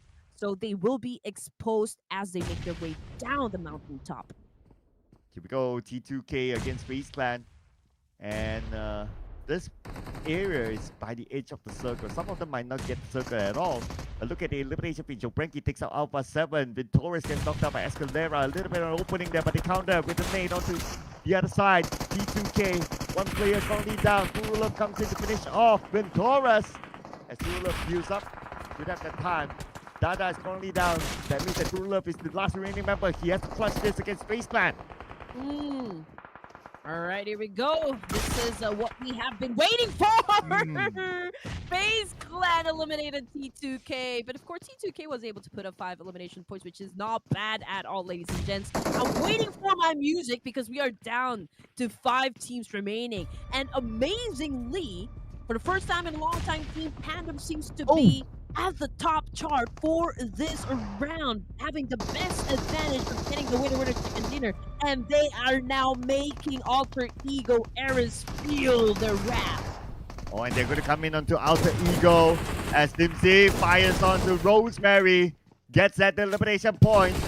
And at the same time, Reject actually got eliminated at number 5, 3 elimination points. The best round so far. Alter Ego goes out at number 4 with 3 elimination points as well. Now we're down to the top 3 teams, and DXAVIER is the team with the full squad. Same goes for Pandom after they revived their teammate. 4v4v1, but you know what? FaZe remains to be someone who's dangerous. Okay, so let me correct myself. FaZe still has 2 players, so it's a 4v4v2. All right, here comes Billbot right now, making a way.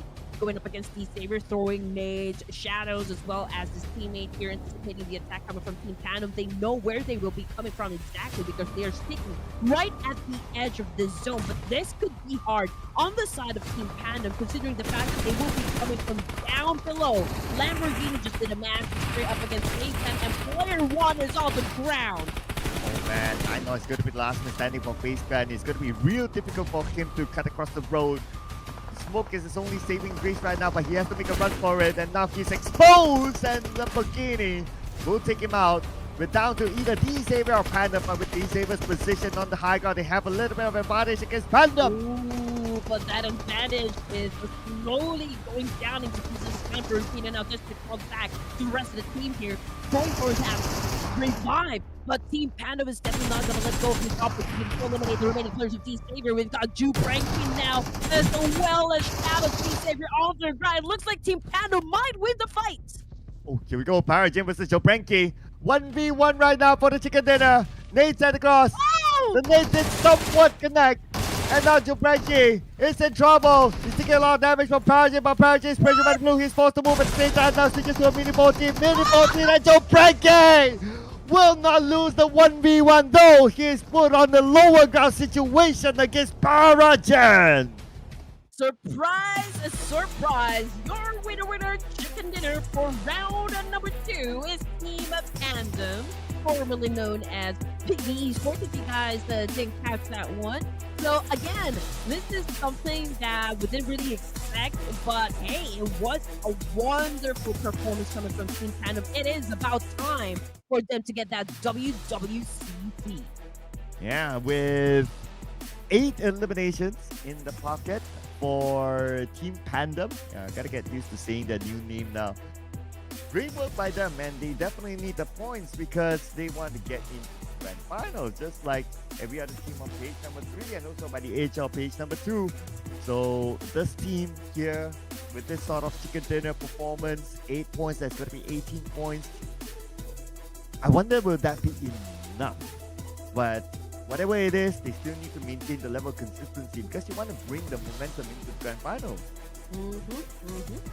Yes, and I do hope they can actually keep up the same kind of energy in order for them to kind of climb up the rank, because they definitely need those points. I mean, they don't always have to score that chicken dinner. Again, with the kind of point system that we have, it all boils down at how good you guys are at getting those elimination points and how you can actually be consistent at getting them. So when we talk about teams that always does well inside Miramar, that would be DXAVIER, FaZe, and Alter Ego eras. So you have to, like watch out for this team. Yeah, so Alter Ego, yeah, you're absolutely right. They are looking to be the team on the rise. Even inside of the ERANGEL match, they did pretty decent as well, so keep an eye on them. But this guy from DXAVIER, Nate, now with 5 eliminations, is the MVP this round, 877 damage, 45 minutes, 28 minutes 45 seconds survival time. And joining him is going to be Mormon, aka Player 1 from FaZe Clan. Paragen, his teammate that lasted the longest, is up here as one of the top performers as well. And Dimsy from Team Pandem here in the top 4.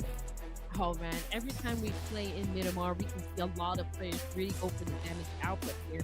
It's not because it's intentional, but because they would really want to score a point and translate that damage output into an elimination point. It's just that we always have to consider just how far they're trying to do the showdown against the opposition.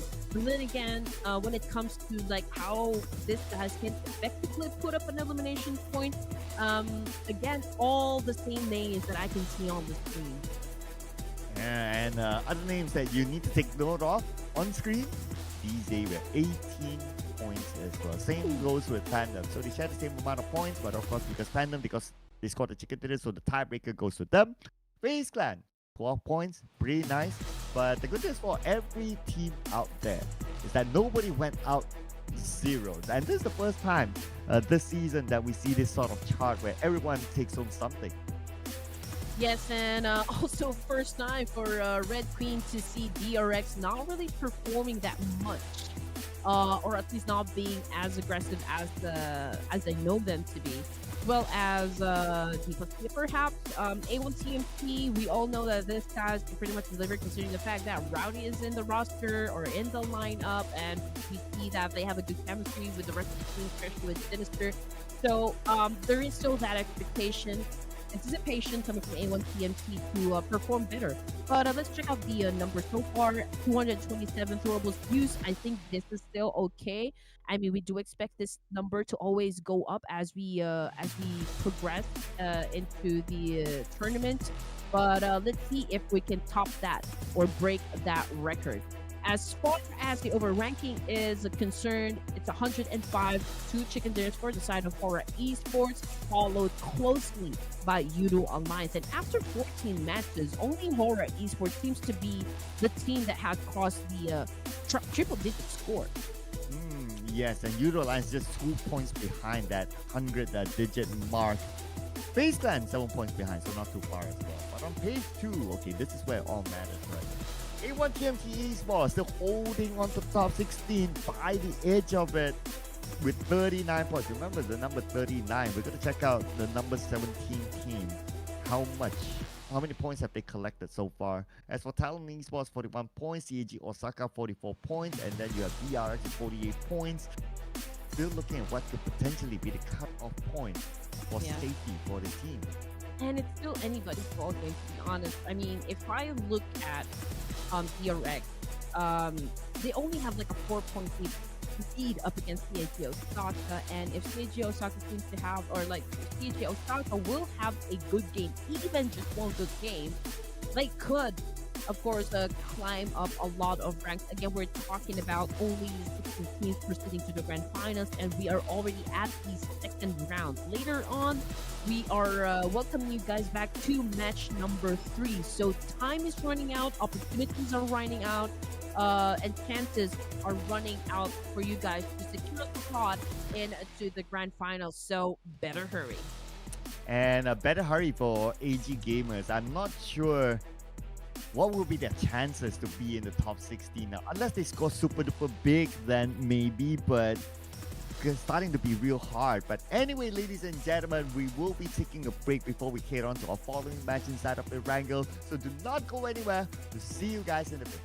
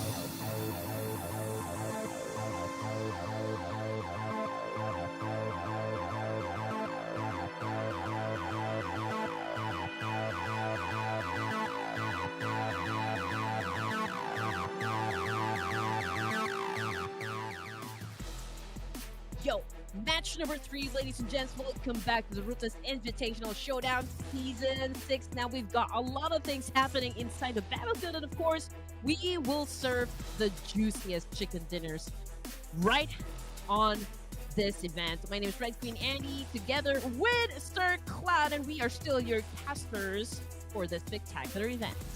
Yes, and it's going to be even harder right now because the games are running by. And some of the teams may have like 3 games to go, some teams may have 2 games to go. So yeah, as we will see who will be locked in at the top 16. And it's interesting to watch that some of the teams at pace number 3, they're actually stepping up the gas. So expect tough competition to be in the grand finals.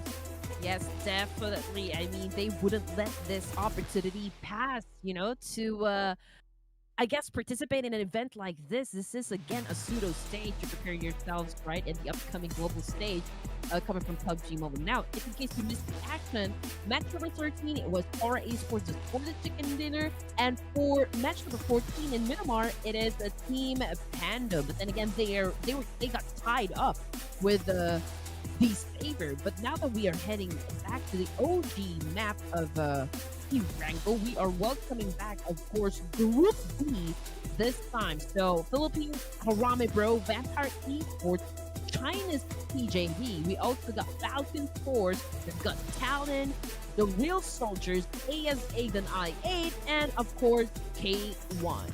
And in Group C, you've seen them before this. It's Fandom, CAG, Osaka, GRX, Red Red Alias, T2K, A1TNT, FaZe Clan, and AG. So, still good amount of teams here that we can see between Group B and C that are looking for the ticket into the grand finals. But as usual, we'll be coming back to the prediction desk. Oh, here we go again! Whew, I think you should go first this time, Sir Cloud. I've been doing the first pick for the past 2 games. Oh man, one of those moments, one of those. I wonder now. Okay, all right. I'm getting this feel. I'm getting this feel. So this is A versus C. So I'm getting this feeling for Alter Ego. B versus C. Sorry. Yeah, B versus C. So I was about to pick Alter Ego, but probably I'll save that for later because they're pretty hot today. But if it's B versus C, no, why do we have to do this? Oh man. I'm also looking at the teams here. Alright. Like I want to pick a page 3 team, okay? Someone from behind or someone who needs points, right?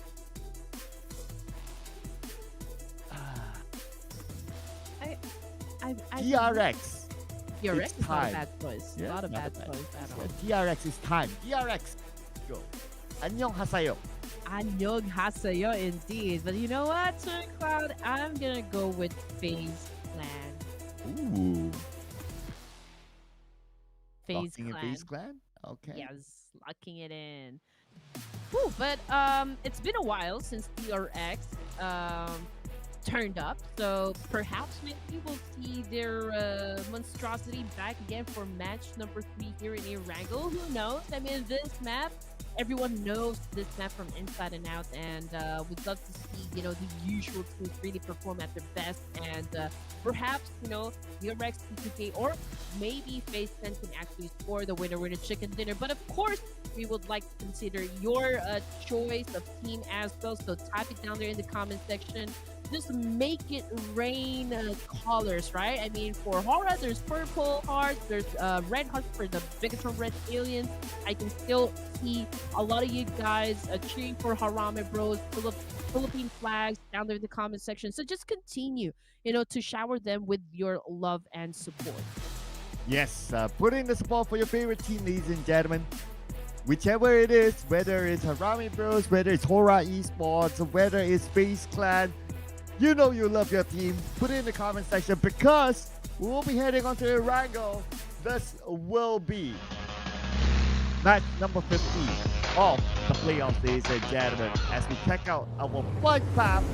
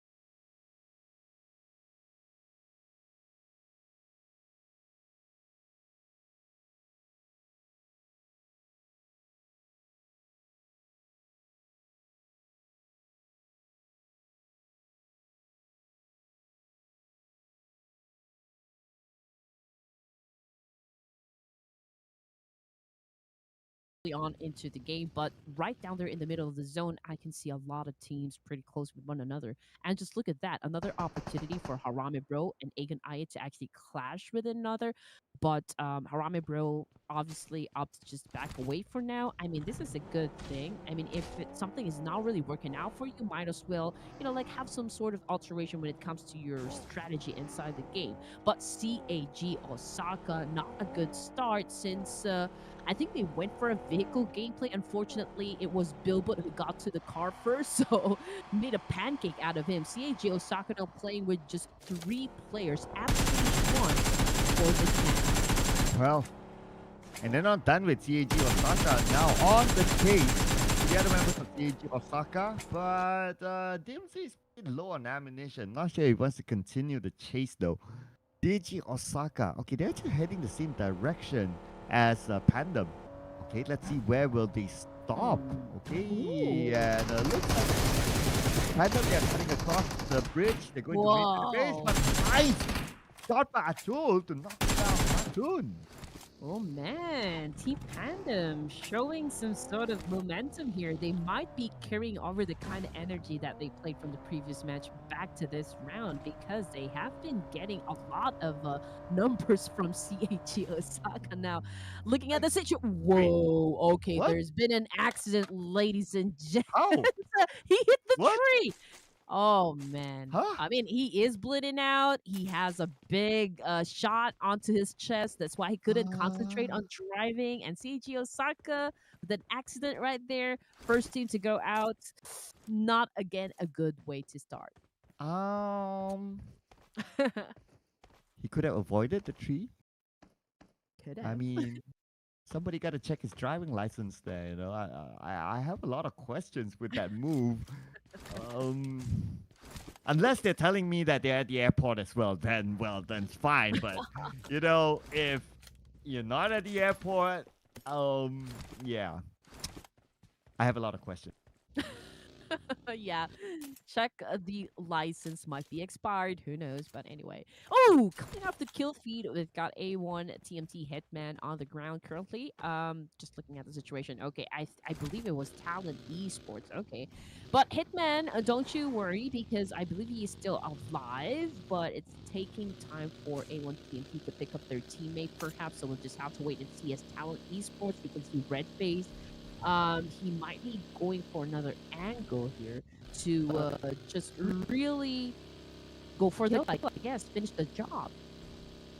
Oh, that's quite a distance to travel, but at least we don't see anyone else. Okay, we do see other players from K1 nearby, but they're not near enough to counter back onto Talent Esports, so they gotta let Hitman go now. And A1 TMT, they're just on the outside of the top 16, so they need to bring in the points now that Pandem, they have the momentum from the previous round. Sinister, he is all alone in here, but he is unprone. He has an M416 that he can use to defend himself against Talent Esports if they do decide to actually go for the kill here. But then again, if you don't have the numbers, if it's not working out for you, I mean, the advantage not working out for you, might as well just remain quiet for now. Live to fight another day because there's still an opportunity for you to get elimination points and maybe, some placement points as well, even though you've already lost a member. 3 is still, a pretty solid one. Yeah, I guess so far, yeah, they would take anything for themselves at this point. But let's see if they can get more because yeah, some teams are not that comfortable, including themselves. K1 also not that comfortable, but they're spending time in the blue. The chances of getting in the top 16 is definitely still there. I mean, the points are still close, so I do hope that K1 can pull off a surprise. I mean, we do like to see this kind of storyline that teams make a last-minute surprise to be in the top 16. So there's something to look forward to in the grand final. A1 TMT currently at the 16th place and CAG Osaka at 14. But with this early elimination, that could really put them further down the overall rankings, which is an opportunity for A1 TMT to be aggressive and just rack up some points here to climb up ranks for this round. I just do hope they can be consistent and they can bring in the power that they need to score some points. Now, DRS, okay. We can see them having fun, while driving and heading towards the next location here to probably still get some loot. It's still early in the game, but FaZe and TJB looks like they want to do business now. Oh, here we go. Top of this hill. TJB has a little bit more elevation as compared to FaZe Clan, but FaZe Clan is quite accustomed to the Gakka Mountain. It's somewhere that they always take as their checkpoint since they do drop around the area of South Jogopool. So let's see if they'll be able to take away this high ground out of TJB's hand. But if they want to call it truce, they could still okay, you take the left side of the Gakka Mountain, I take the right side, which is fine. Unless they really want to go in for it. Now, when it comes to points, FaZe Clan, well, they're doing okay in page 1, so they're not too desperate for points. TJB's team goes for them as well, so if they do choose to go for it, then it's more of them just showing dominance to each other. Exactly. And, you don't want to really risk losing members of the team, right? At stage number 1, so they do have the choice whether to engage or not. But if I were in their position, I don't want to just prove my dominance. I want to focus more on longevity here and rack up as many points as possible. But if you go to an early engagement, there is that risk of losing some members of the team, even if you win the fight. So let's see what FaZe and TJB is going to do in this situation, because Falcon's Force might come up from behind. Oh, okay. So based on the circle, the Gakka Mountain is still a pretty decent spot to be in. But FaZe Clan that no longer interested. Instead, they're making their rotation towards Falcon's Force. Keep an eye on that later on, ladies and gentlemen. That's now K1 Esports. Spending time in the blue, looking at their utilities. Couple of first aids, so still alright. But you don't want to be blocked up by other teams. But the good news for them is that a lot of teams actually playing in the middle of the circle this time. So I don't see any gatekeepers so far. For stage 2, it's all about rotations for the teams here. Obviously, we are nearing the end of the playoff stage. So again, teams are being very careful with how they approach each situation in the game. And we do understand why this team needs to kind of chill for a while. Again, you don't want to risk losing some members at an early onset. And that's exactly what the teams are doing right now, taking their sweet time. As for FaZe, they have taken over a compound over here. We are not seeing them engage just yet. Unfortunately, there seems to be a problem with the car. Noises driving seems to be stuck. A lot of players need to check their driving license this round.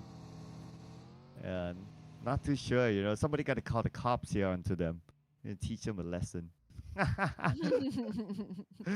Issue summons if you don't drive properly, Got to learn how to drive, ladies and gentlemen. All right, here we go.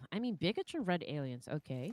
I believe they spotted players coming from AG, and what Luxy is doing right now is, I think he is going for the tire there, going for that vehicle, paralyzing them in case they need to move. But let's see if AG will take the bait and actually respond to BTR. And an AG looks like they are not responding yet. But the one that's responding right now is going to be Ago98, shooting onto Dimsy from Pandem. Oh, he's knocked. And his teammates are quite far away, though. I wonder if they will go in for... Oh, no, Dimsy is still alright, but his vehicle is picked up, so definitely beat him somehow. But they're busy with Harame Bros as well. Ooh, okay. Harame Bros, let's see if they can perform well for this round. They had an early elimination during the previous match, so they do need to score some points for now. They are part of the top 16, but if they keep on having some, bad games, that could put them further down the rank, which they don't like at all. But here comes Amos with a spray using his UMP. Amazingly, he was able to shut down his opponent. And now Harame Bro scores some 2 elimination points. So I guess this is a pretty good start for the Philippine team. But will they need to move? Okay, let's check out the circle and where Harame Bros is at. So at this point, Harame Bros is on the southern side, still locked in together with Pandem. They can You with Phantom, it's going to be a straightforward entry for them. Oh, you're breaking that Nate, that Nate, that Nate! Oh, Jappy. Nicely tossed. And Phantom out. Jappy is happy with that shot. I mean, obviously, Team Pandem has nowhere to go, and he completely, just back him in the corner there. So great shot, great execution coming from Harame, bro. Now they need to leave the spot. Unfortunately, Jappy gets tagged by Aegon I8 again.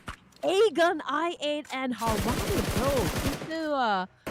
I mean, they love to battle it out all the time. Now, let's see what is happening with AGT2K deciding to actually crash this spot, and they seem to be winning the fight. And here we go. More teams to come here. T2K need to finish off AG quickly before another third-party team may come in. I'm looking at UTJB on the other side, and Zinzin will be eliminated by Escalera, now leaving Jen Xiaoreng. Jiang Xiaoreng. Directly now. Spraying into the smoke is going to be Escalera, but not able to connect the shots. Jiang Xiaoreng takes a couple of hits, and he is final member with only one first aid left. And the next Escalera will make sure that he will not use that first aid and give it to me instead. Oh, it was hard. I can only imagine if I'm the last player standing for my team. I mean, I would be very panicky. I mean, the amount of nades being thrown my way and all those footsteps that I can hear from my headset, that would really send me to like a huge panic over my head. But okay, so stage 3, we're looking at 13 teams remaining, and Victor Red Alien seems to be in the scene right now. We just saw Lepar actually doing some open firing there, here and there, and T2K. Okay, TJB. They're practically neighbors right at this moment, but are they gonna engage in a fight? We'll just have to wait and see, guys. Oh, they're pretty comfortable now in the circle, so maybe they might want to hold on to this position for now. Same goes for T2K on the other side. Now, we're moving to stage 4 in about 35 more seconds. But while we wait for stage 4, looks like action between K1 and Falcon's Force somewhere else with the knockdown to the member of Falcon's Force. With no follow-up, it could be a long range now. And yes, it will be a long range since K1 took over this high ground. But this high ground will not be valuable in stage 4, and it's going to be very unlikely that Circle will still be there. Did we confirm a kill for the side of TJB? Was that TIANBA? Okay, I just saw that Tianyu was able to score an elimination point there. I'm not quite sure which team actually lost a member, but here is the situation. Harame Bros, we've got DRS as well as Aegon I8 will be coming from the south side. Potential clash with T2K since they're holding off a compound there. But then again, T2K also dealing with a conflict up against TJB Vampire Esports. It seems to be an open space from where they will come from, which is from the west side. So I guess we'll just have to keep a close eye on what's going to happen from down south. Yeah, I think the southern teams will be a bit more explosive just because of how the circle have shifted. You can see a little bit of that right now with Harame Pros. Finding it difficult to make the rotation in because of T2K being the gatekeeper, and when they rotate back, it's going to be DRS there, but they're going to avoid DRS for now. It's not going to be worthwhile for them to take the fight on the outside at this moment. Oof. Because you don't want to play in the zone when the blue arrives. Yeah, range is currently knocked down again. Aegon I8 seems to love to hunt, Harame Bros, and now they have found them in this compound, and a great shot coming from IQQ, putting down Range and Emas. Now it's all up to Federalis, of course, to save the team. They do, I mean, they were able to put up 3 elimination points, but will this be the end of the line for Harame Bros? It could be though, unless Federalis can pull off a Federalis. Oof! We're going to start off with taking out IQQ, but from the other side, Noki will come in to finish off the Filipino Terminator, and Harame Bros out at number 13. All right, so how many points were they able to do? I do believe, okay, so 3 elimination points before going out of the game. They're still in the top 16, so I guess there's still chance for them to like improve. They're not really in the danger zone just yet. But let's see if DRS can escape the situation. They're going up against T2K. We've got K1 also on your screen. Jianyu is currently on the ground. And A1 TMT already on the move to crash. But unfortunately, K9, a nade exploded in front of him. And now he is currently on the ground. Oh man, A1 TNT, the team that needs points, now suffering. With only 2 active players left. It's going to be Rowdy and Sinister. Let's see if they can take one out of K1 at least. Sending a nade across. It's going to be Rowdy. Rowdy hoping for the nade to land. K1 takes out Sinister. Now leaving only Rowdy alone. It's going to be all in onto Rowdy right now. Sinister finished up by K1 and Rowdy eliminated. As well as A1 TNT goes out without a single point. Oh man, tough. That's gotta hurt for the side of A1 TMT. And also, Vampire Esports just got eliminated with 1 elimination point. Now, we don't exactly know what is happening behind closed doors, or like if Vampire Esports is actually distracted about another thing. Fact of the matter is, they're not really having a good time right now in Showdown, but of course, it is not late for Vampire Esports to do something about it, right? I mean, stage 4 down to just 10 teams remaining. We've got DRX coming from Korea with 1 elimination point, and they're sending a challenge up against Aegon I8. But from the kill feed, Escalera again on the ground, courtesy of the real soldiers. Oh, and circle-wise, the real soldiers do not have it. Now we got Talon, DRX, and also TJB in the circle. As we move back onto the real soldiers now against the T2K. 1 nade sent across onto Escalera. Not far enough. Escalera still bleeding out. Dada popping up that smoke, hoping to save his teammate though. But there's also another risk here. That's got to be in the name of Bigatron Red Aliens. Scoping down from the other end. Waiting for anyone to make a move, and Dada goes in. Dada! He took the bait and Foxy will knock him down. Oh man, yeah, he did take the bait there.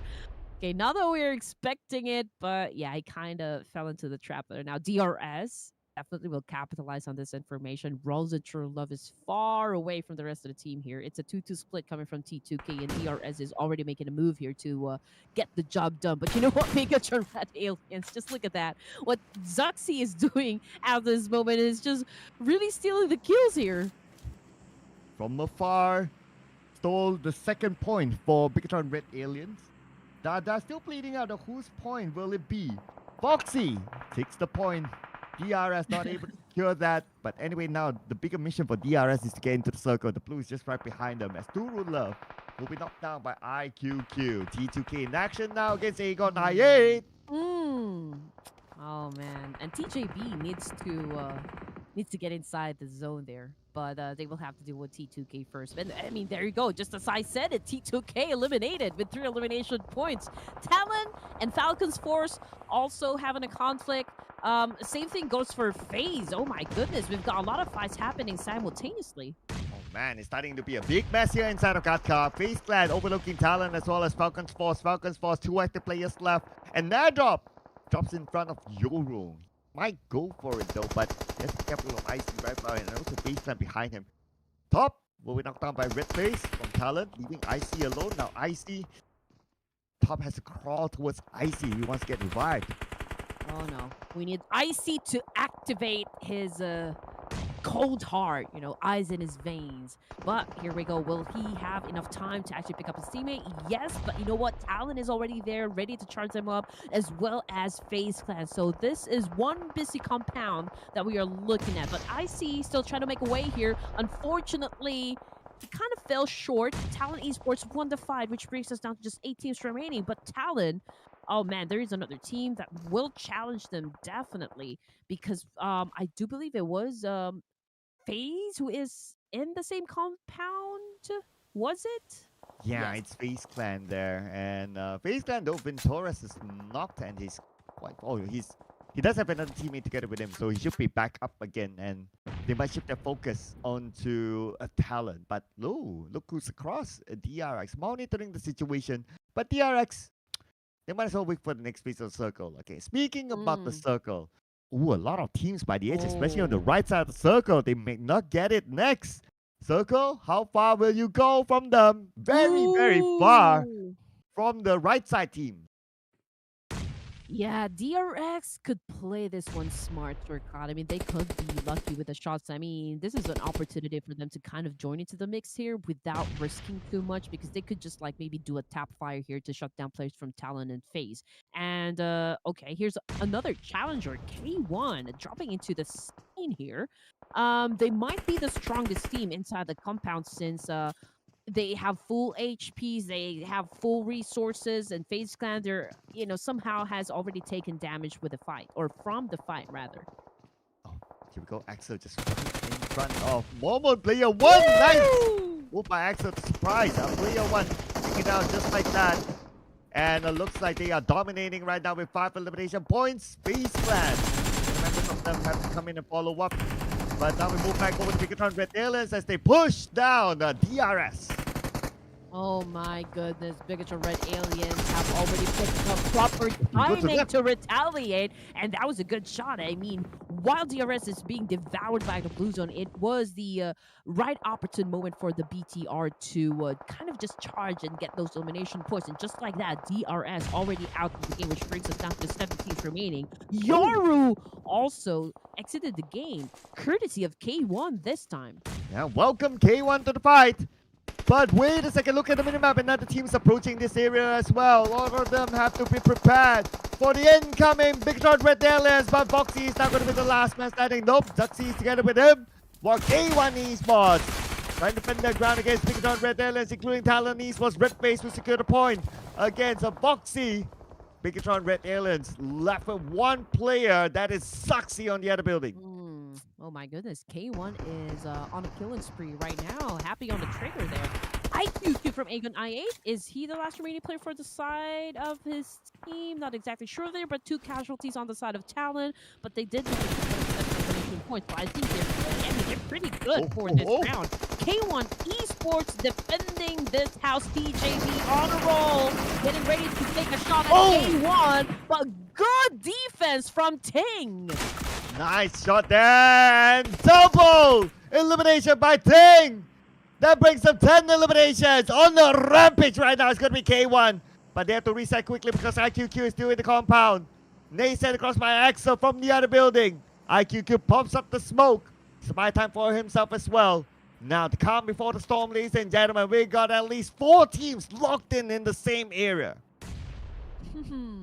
Okay, I mean, everyone's invited to party with Talon, FaZe, and K1 Aegon I8 BTR. Oh my goodness. I mean, DRX must be just, like smiling from afar. But will they make a move or will they just go for the placement points here? But as for BTR, okay, they're already out of the game with was that 9 elimination points? We're just going to confirm that later on. But guys, we are now looking at the final 5 teams remaining. Again, DRX, since they're not really joining to the mix just yet, has the biggest chance of getting that winner chicken dinner, at least according to PUBG. Oh, and I noticed that the circle still within this compound, so this compound is ever valuable. Here we go. Axel is now going to be the next focus of FaZe Clan. Where FaZe pops the smoke onto the right. He has to crawl into the circle, not too far away from it. He can still navigate around this building to be in the circle. A K1. Okay, now keeping eye on the DRX, but DRX, they're not really interested for now, but DRX is really because that could be trouble for him. Yeah. Okay, not exactly sure why QXZZZ is over there at that exact area. But K1 Esports, they're showing teeth right now. Pretty impressive in terms of getting those elimination points. Just look at that, 11 elimination points in total. And Team bagged most of it. 5. Ooh, a little mishap there happening with Axel of Talon. He is on the ground. He caught a nade coming from FaZe. So I don't know what Red Face is going to do in this situation since it is a bit far away from his teammate here. I don't think a pickup would be possible. We've got Victorious from FaZe then just keeping a close eye onto his enemies right here. But this is an intense fight between these 5 teams since they're all together in one compound. Yeah, we're just waiting for who will make the first big move right now. IQQ definitely will not, since he is the last man standing and he's pretty comfortable here. K1 does not know. Okay, Genji's just right from him. IQQ. He's tempted to pull the trigger. But trigger discipline it is by IQQ. He does have a DBS in hand. But if he pulls that trigger, the follow-up from the rest of the members of K1 will be onto him, and he might lose it entirely. So he has to control the temptation.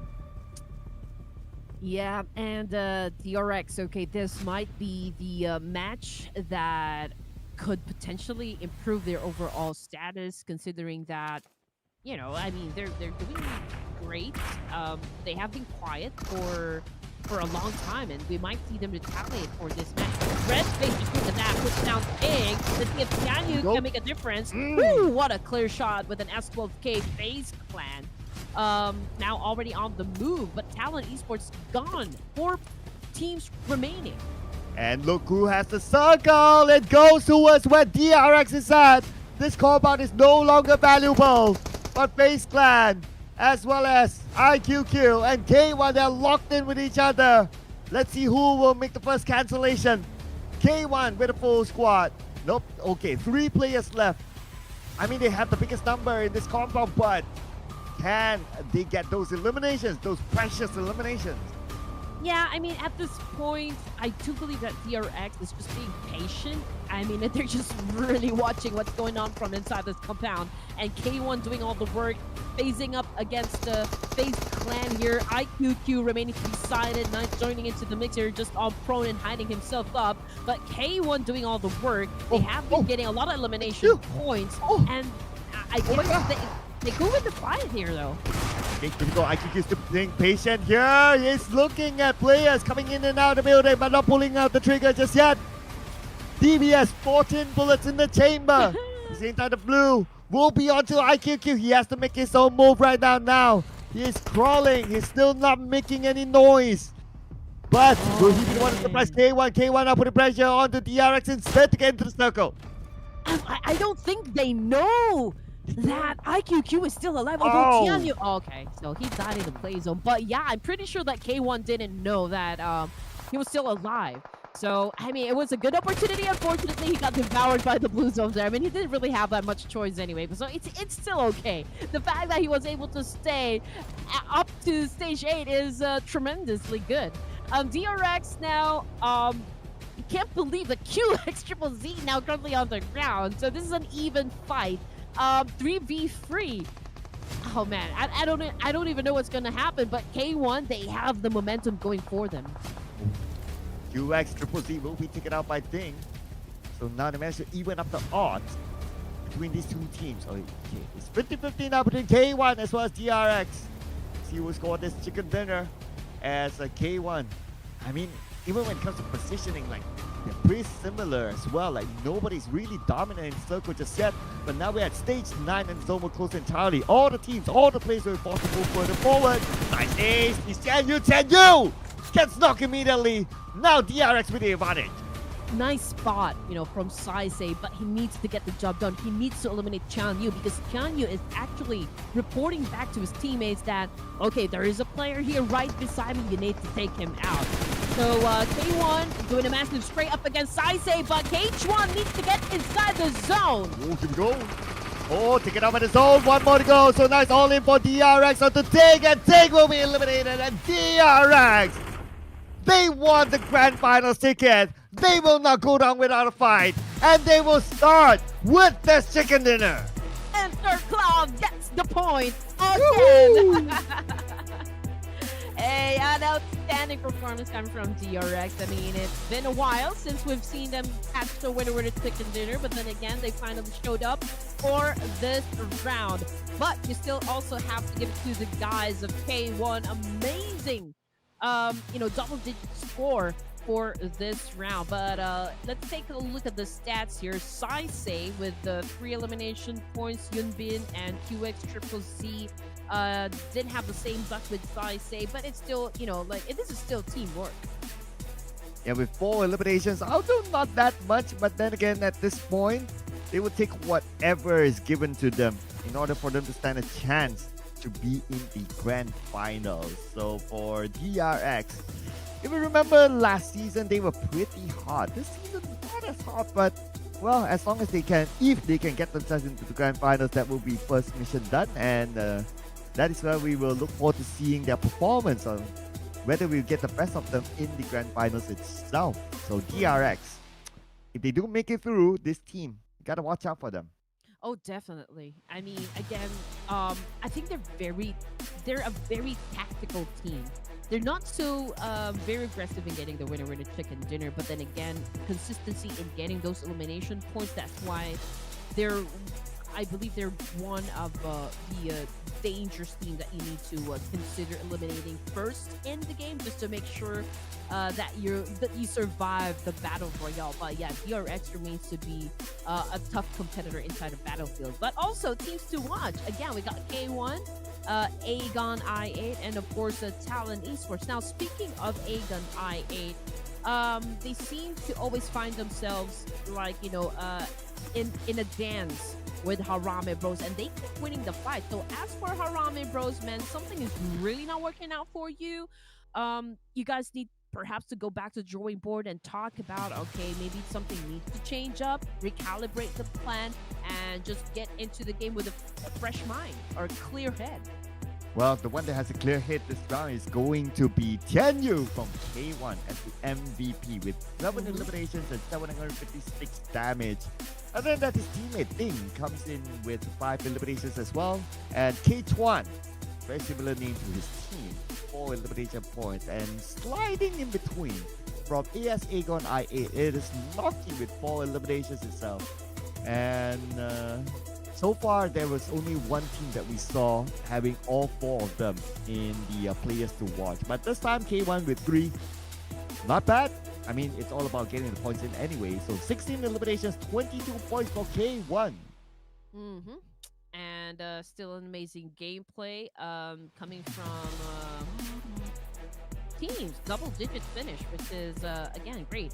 As for the teams that didn't do good, Falcons, A1 TMT, AG, and TAG Osaka, they got 0 points. Again, Falcons, after having a strong day number 1, couldn't seem to find their tempo for day 3. Yeah, though they're pretty comfortable on page 1. I wouldn't be too worried for them, honestly, but I'm sure the fans do miss their performance as well. Yeah, but maybe we'll see the best of them in the grand finals where it matters because the moolah is there.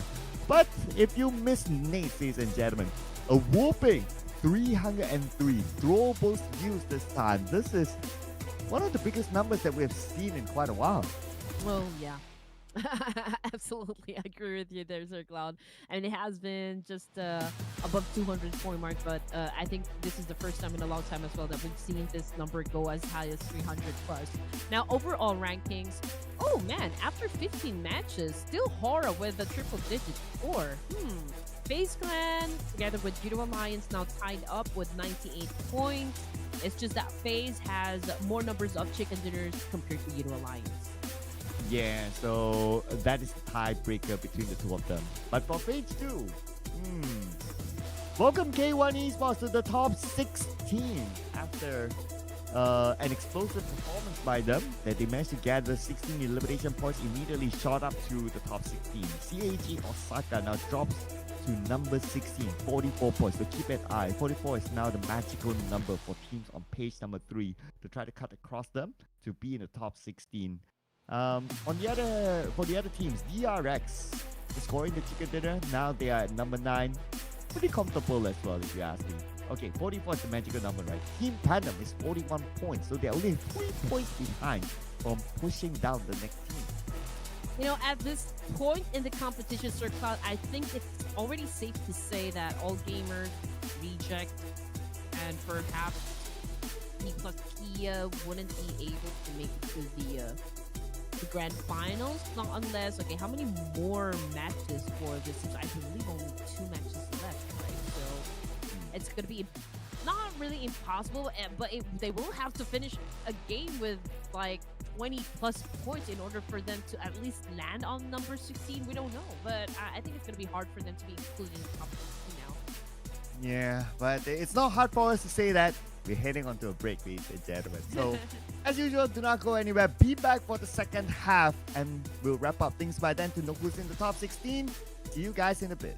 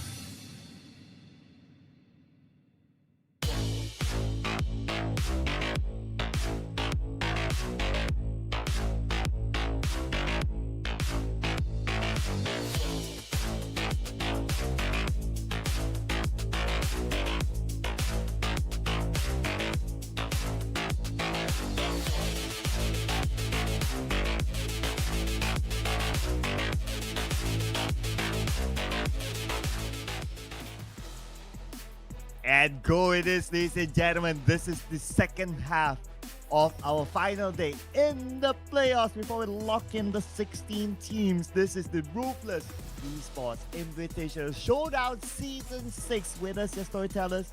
My name is Cloud, together with the wonderful Red Queen with her lightsaber back. And also, don't forget the chess piece there. That means the queen, alright? Yes, definitely. Yeah, we're already halfway through, and time really do pass by fast if we're having fun.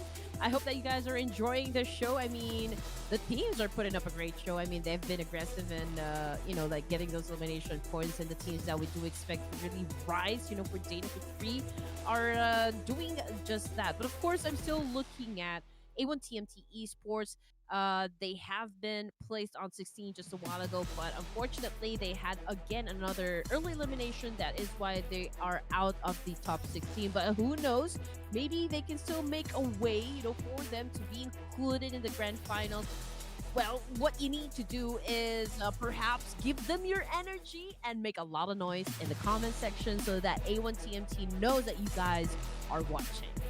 Yes, and you will be watching the teams play inside of Miramar after this, and this is going to be our second last Miramar of the playoffs here, and also our third last game, and also second last game for our teams because we are rotating the group. So here we go, Group A versus Group B. We have TIANBA, 4 Medical Vibes, Reject, DPLUS, DXAVIER, YOODO Alliance, Outer Ego, and HORAA Esports in Group A. Group B, HARAME Bros, Vampire Esports, TJB, Falcon, Talon Esports, DRS, ASK got I8, and K1.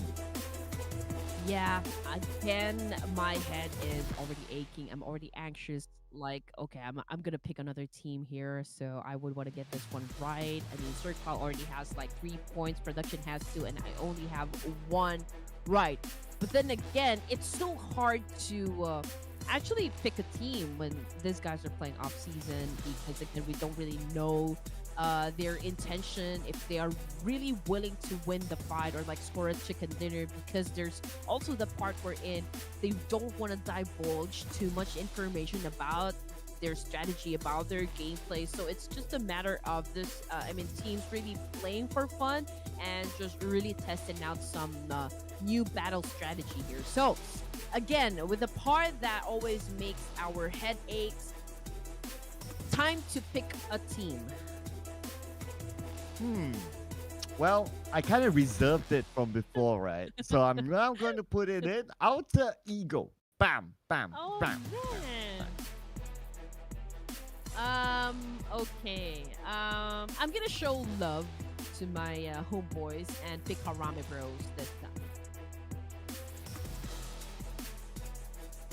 Locking it in, HARAME Bros. Come on, let's go. Because I do see a lot of you down there in the comment section rooting for this Philippine team. So again, let's give them their energy. I am giving them their energy for this round. I do hope they score some chicken points and gather as much elimination points that they can to maintain their position in the top 16. Again, those who will proceed to the grand finals will have a chance to grab on the biggest slice of the pie, which is of course $2,000 out of the $5,000 prize pool. And of course, we also have to consider the individual prize, which is the MVP for the entire tournament. So that's another $500.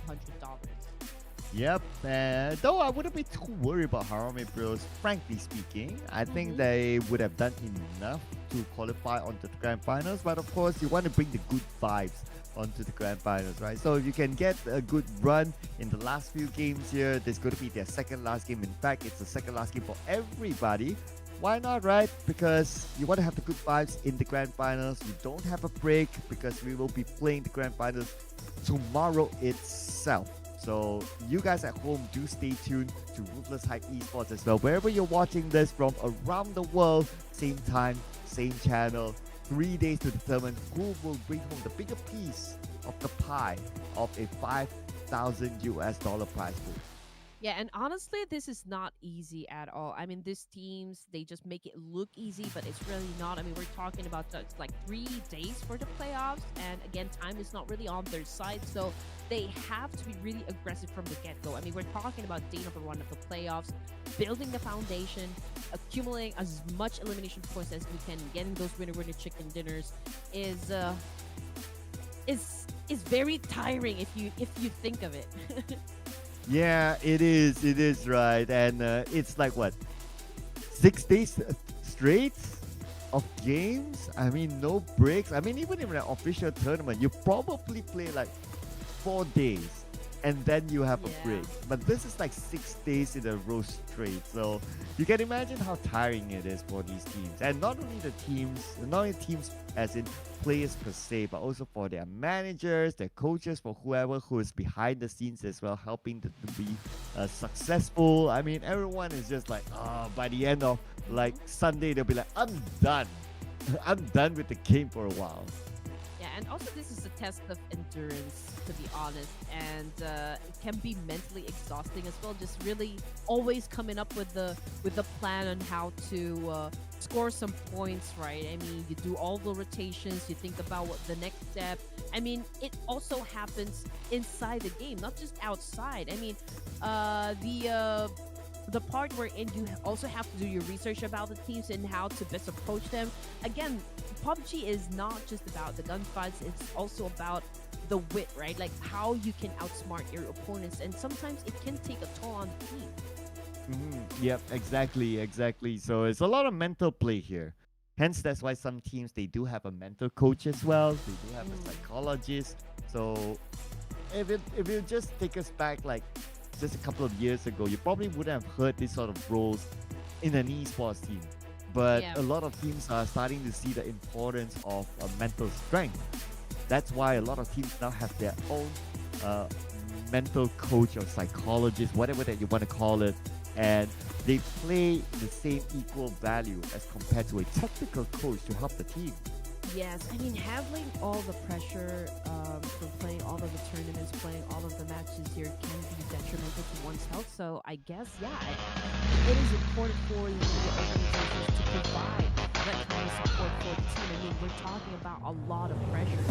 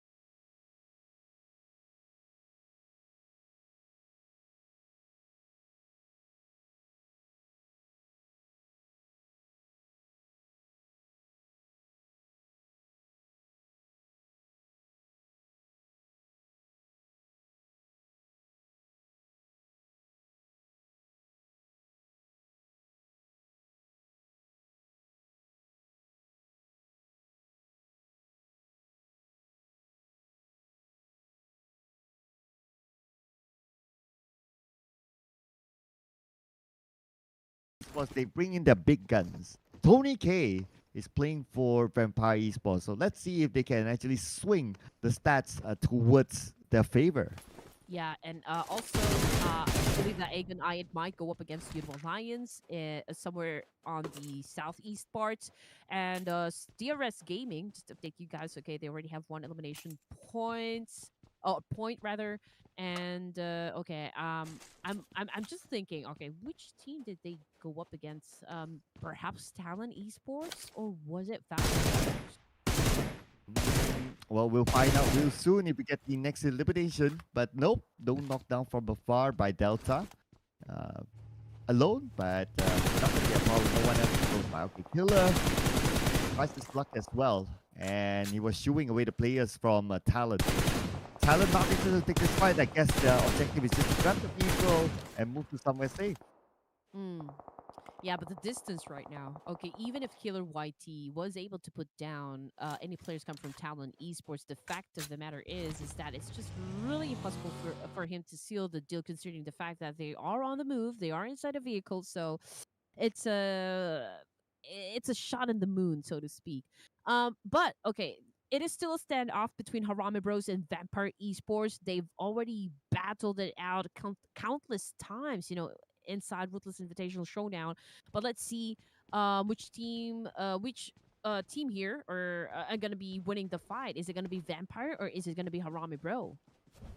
Yeah, the stat still favors Harame Bros, but it's not over till it's over, ladies and gentlemen.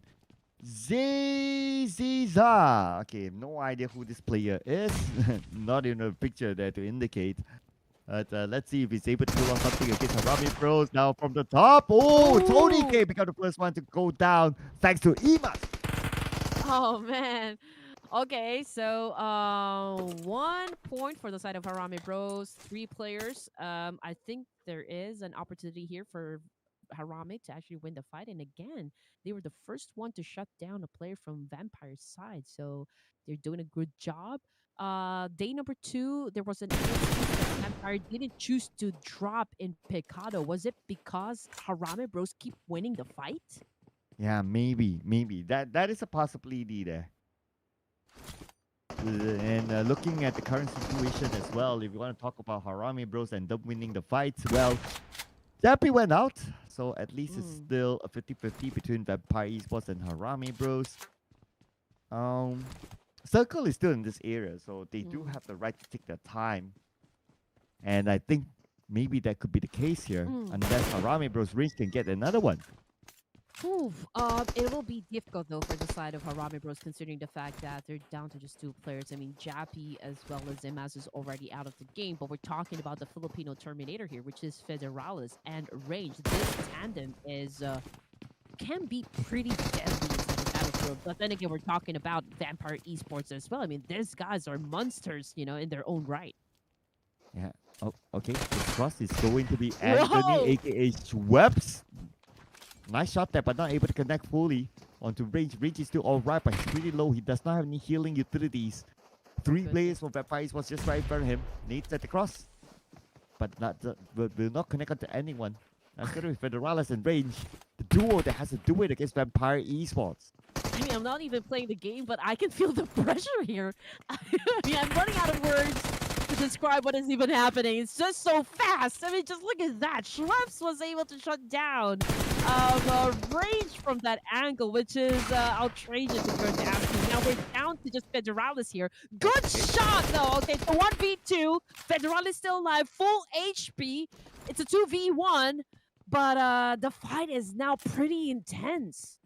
I mean, the last time Federalis had to fight against 3 from Vampire Esports, he actually won the clutch. And he became the nightmare for Vampire Esports. But this time around, Federalis grabs a buggy. No. Is he going to circle around or is he just going to leave this area? I think he's going to leave this area. He probably has calculated the amount of utilities that he has and he says like, okay, nope, not this time. So he's going to survive for Harame Bro. Yeah, live to fight another day.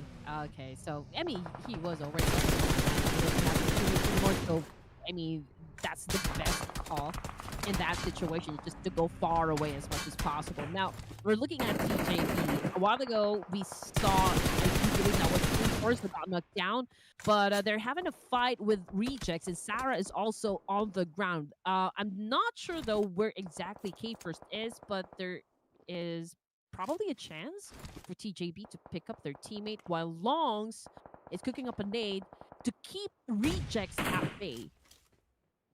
Let's see what the Divine can do here. I mean, Reject, again, just to summarize, if they want a chance to beat the Grand Finals, they have to score big this round in the second last game in the playoffs. Now they're up against TJB, a team that's pretty comfortable up there. I mean, they're comfortable for a reason. That means they have been doing the right thing. So the challenge is going to be pretty big here for Reject. Mm-hmm. And only S is the mid-man, getting all the information that he is keeping a close eye on Reject's movements, doing some massive spray, inflicting damage. Now it's all up to TJB to throw the nades and be on point at where they throw it to give way to that opening knock that they're looking for. Waiting for the opening knock right here. TJB looking for one. Fine. Thought that only yes from afar, but cannot put too much focus on the lead. He tries again. AK with a 5 times, 6 times scope. It's going to be easy for him to hit the mark. Just look at the amount of recoil there with the AK. I mean, I'm sure he wishes that he has like a Mini 14 or a UMP or an M4. Yeah. And AK is just too much to handle.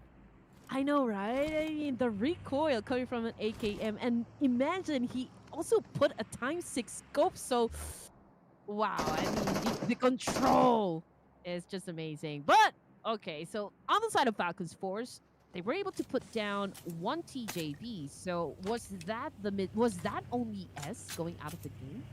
I believe so. Well, right now, we'll find out in a little bit more. Because some of the teams that are spending time in the blue. Falcons Force, I wouldn't be too worried about them, honestly. Whatever result it is for Falcons Force, is like, they've done enough to be in the grand finals anyway. The points will reset by that time. So whatever performance that they show, it's more of like them putting up entertainment at this point. It's not, they don't really have a big objective now. Not that they're pretty Yeah. Ooh, okay, so that was Flower. Okay, he's not gonna bloom now. Already out of the game. So TJB down to just 3 players, and the time is not over yet. We can see that they're also challenging and doing a massive spray up against DXAVIER. So there's a lot of teams. So now them are in this specific area. I mean, there's also Falcons Force. There's also HARAME Bro. Oh man, okay. So are we invited to the party, Sir Cloud? Well, this is a party that I wouldn't want to be in, you know. If there's a party that I want to go, it's probably just to chill, catch a movie, you know, that sort of party. But not this one. Not with bullets flying around me. Okay, so YOODO Alliance seems to want to join into the mix as well. What is with this place? And we did mention, like, what? How many teams? 6? Yeah, I mean, La Drillera is the middle of the circle. So I guess that's where a lot of teams really want to play. Federales somehow managed to make it into the middle of La Drillera. And I don't know if Lamborghini knows that he's there, but if he does not, then it's good for Federales. He will want to stay as quiet as possible. Yep, hide and seek for Federales for now. I don't think Lamborghini is even aware of the fact that there is an enemy lurking nearby. But DXAVIER's scattered all around the map, so I do believe the confidence of the team to be carrying their own weight is just outstanding. I always have to say that one. I want to put it out there. Stage 2, amazingly, we still have 16 teams, which is the first time for the Ruthless Invitational Showdown, at least for this round. Duello coming from Rejects is getting some points done for Miracle Vibes. Apex is on the ground. TIANBA QZZ just managed to get a point under his name in the fight. It's going to be point number 2 for TIANBA. As we check out the circle, okay, look at how many teams are around the area of La Drillera. And that is why, ladies and gentlemen, because of the circle. Now let's see if it's still there. Okay, somewhat, yes. So those teams already in the circle. Great work for them. But I'll keep an eye on the northern side. HORAA Esports and DRS, just next to each other. But another area that I'm interested to see is actually on the right side of the circle. YOODO Alliance, Alter Ego, and 4 Five. 3 heavy hitters right there, with Rosemary being shot at from another angle. Yeah, he does have a level 3 helmet, although the integrity is not as good anymore. I mean, he needs to change a helmet if he ever has a chance. Alter Ego Eras, Alva continues to throw some nades here. YOODO Alliance is just right in front of them, but YOODO, okay, they have some ridges. They have a working sort of compound there. So I guess they're safe. Jimmy OP is far from the rest of the team here, but they're not really that aggressive just yet. This is stage 3, and again, we still have a complete set of teams here. But from the kill feed, Oliu now gets knocked down, but then again, Shots fired by Shoyu, trying to pick out a member of Alter Ego on the other side.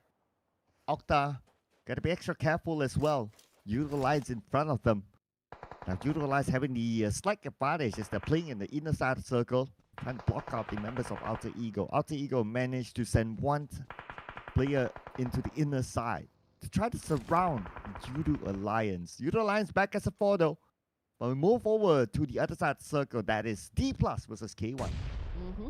And just a while ago, K1 again managed to secure a lot of points. So if we talk about momentum, K1 definitely has it down, and now they're going up against DPLUS. DPLUS is currently on the 3rd page here, so there's a lot of pressure on their side to accumulate a lot of points.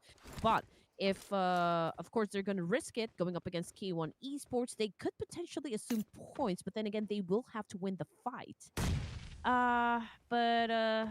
Okay, looking at the situation here, I think they're pretty confident at taking up this fight up against K1 Esports. Let's see if they can get lucky. Although K is already on the ground. Oh, here we go by K1. Osal is on the higher ground right now. Tianyu has vision of where he is. Tianyu will be knocked out by Osal. Osal has to do it from that high ground, but it's not going to be easy for him to get a good view on to the members of K1 Esports at this point. Osal probably has to fail this. Chips is on the vehicle, but Osal, he's still trying to hold on to this high ground. Chips is on his way. Honestly, there's another team that's trying to open fire up against K1 Esports, so I guess DPLUS is getting some help somewhere else. Just look at that, ZWZ getting punished. Oh, it's from Reject! Oh, okay, Reject, who does not really have the circle, but at least they are trying out something. They really want to try to fight their way through into the grand finals. See what sort of performance can Reject do, as they also need to be prepared in case K1 rotates to their area. But first, they need to deal with Osal. It's gonna be difficult for Ozil to win this fight. Again, it's hard, or like the rest of DPLUS, considering that K1 is working on a higher ground advantage here. So that is it. I mean, they're back, but all right, so he got knocked down by Nobu. Okay, Nobu being the new man for Sophia. Ding, now 1v2. Ding, 50% of health left. HORAA is pretty low, and Ding fires back. Ding could probably get a double elimination here, but Ding stopped that. A long range shot now. Ding is going to be on the lower ground. Duelo goes down. Ding is still in the game. Got a little bit of help from Kiss. And Ding now, 30% of health. One more to go for him to settle. And he got, again, help from Kiss from afar to knock down Sarah. And what is this? 4 Miracle Vibes? Oh man, the first team to go out of the game with 0 elimination. Oh my goodness. All right, so they were actually punished by Alter Ego errors from a clash, and they weren't able to put up any score. So, that's gotta hurt. Falcons versus DXAVIER on the other side of town. Action is already on the ground. K1 just got eliminated by the play zone. We've got Demo on the ground as well, so it looks like DXAVIER might be winning the fight. Oh, Falcons. 2 active players left. DXAVIER coming in to try to pick up the points, but they have to be aware of Ego Naya on the other side as well. Okay, Ego Naya is not going to be a factor for them since they do have this value to play with. Paragen, nice quick moves. That's good. 2 points for his team. Now DXAVIER with 4 elimination points in total. Make that 5. Dominating. But we move over to Rosemary now against YOODO Alliance. Here we go. 1v2 and Rosemary! Man, but to be fair. Okay, did he pull off a clutch? Well, he got 1, he got 2. Wow, wait a second. 1 more to go. Yes! He pulled off a 1v2 clutch against YOODO Alliance. Oh my goodness. Alter Ego Eras just eliminated 4 Miracle Vibes, right? And now they went up against, what was that team against, Sir Cloud? YOODO Alliance. YOODO Alliance, and they also won the fight. So, man, Alter Ego Eras. Rosemary's on a roll here. Man, he's hot right now. 8 elimination points for Alter Ego. But let's see what will happen to Federales. He doesn't even need to cut across. Oh, nice stun grenade there. Nicely Nice done. follow up. Ooh, okay, beautifully executed by Federales. Nicely done. I mean, did you see how he threw the nade and just went in for the spray there after he knew that, okay, I was able to inflict damage there, so he just went in for the fight and got the job done. Now, for the side of DXAVIER, Lamborghini holds the most number of kills here, 4 elimination points for the team. And oh man, TIANBA just got executed out of the gate. Oh, circle time, and looks like the circle will be centered around an open area this time. But keep your eye on potentially what's going to happen on the southern side. Alter Ego is moving towards Falcon's Force. We've got DXAVIER here on screen, and a couple of teams just across them. Now back onto Falcon's Force. Okay, last we saw them, they have Alter Ego behind, and here we go. Alter Ego onto East. Mm-hmm. Falcons Force, again, they're still safe, right? I mean, they're in the top 16, and I don't think there is the reason for them to be so aggressive at this point of the competition, because again, we will see them at the grand finals. There's no doubt about that one. Same thing for Alter Ego Eras, but you know what, Alter Ego Eras, they're just really in the mood to gather points here. But let's see if they can eliminate Falcons Force in this process. You can see that Icy is now just really being strong here, but he kind of fell short up against Octa there. Now Falcons Force just got eliminated, but for the side of Alter Ego Eras, they now have a total of 9 elimination points. Oh, well, at least Falcon's Force, they took out one out of Alter Ego Aris, and Rosemary was the one to be eliminated. He managed to get 5 elimination points before he went out though, so now it's down to the last 2 members of Alter Ego to try to seal the deal for the team. But the fact is that there's 24 other players still in the battleground, so it's still it's still going to be quite a while till they reach a stage where we can say that, hey, potentially they can get the chicken dinner. But for now, gonna shift our focus onto HORAA Esports, where Vampire Esports right in front of them. But the thing is, Vampire, they have a compound. Okay, so they have some sort of protection here. But HORAA Esports, they're a complete squad, right? But they have to be careful. They have to pick their moment because Vampire is actually busy dealing with DRS. Oh, Federales looks like he got taken out, and that is it. Lumpia from afar tries to get Ziza, and he managed to get a knockdown onto him. Now 2 more the members of Vampire Esports on the other building. If they want to go and save him, they have to pop up that smoke bridge, but it's still risky because No Fear is still here. And guess who took out Federales? It was Aegon I8. So, man, it's either Aegon or Vampire Esports. That is it. Okay, HORAA now trying to flush out 2 players coming from Vampires here, but throwing a lot of nades. Stone is trying to counter, of course, doing a massive spray here. Schweppes is healing up because he's very low in HP there, but we can see that HORAA, they're trying to break the defense first before they crash the compound, which is actually a smart move. Yeah, they're really taking the time, man. I mean, they do have the ground advantage, and ZZ is now kind of like the bait. He's bleeding out with only 10% of health left, so I don't think Vampire Esports won't take that risk to try to save him now. Ah, there you go. No Fear will pick up that point, and it's point number 2 for HORAA Esports, as now they also have a bit of focus on the DRS, but the focus might shift as the next circle will move, and it will go towards the middle, no man's land. Ooh. Okay. But this will be a fun fight, though, Circle, because we can see a lot of elevation of some sort down there in the middle. So it's so clear. We don't see any compounds inside the circle, so it's gonna be a fun fight. Oh yeah, out in the open, nowhere to run, nowhere to hide. So if any team still has vehicles, it will be useful to create a bunker perhaps, but we'll need to wait and see who has it. I guess the last time we saw at this stage, nobody really has vehicles, so it could be an open all-in fight for all of them. See, that's the importance of having a vehicle inside Miramar. I mean, if the use is not just, you know, like going from point A to point B, but also you can use this as a cover if push comes to shove, just like pretty much what stage 6 is going to be. I mean, if you don't have any cars here, that could be a disadvantage. I do still see some active vehicles around, but I wonder if it will be used. But look at the elimination feed. Looks like DXAVIER is in action against Aegon I8. And the moment we switch over, they already got 5 eliminations. Make that 6 to be dominating against AS Aegon I8. They still have them right below. Same time, DRS Sleepy got knocked down, but not eliminated yet.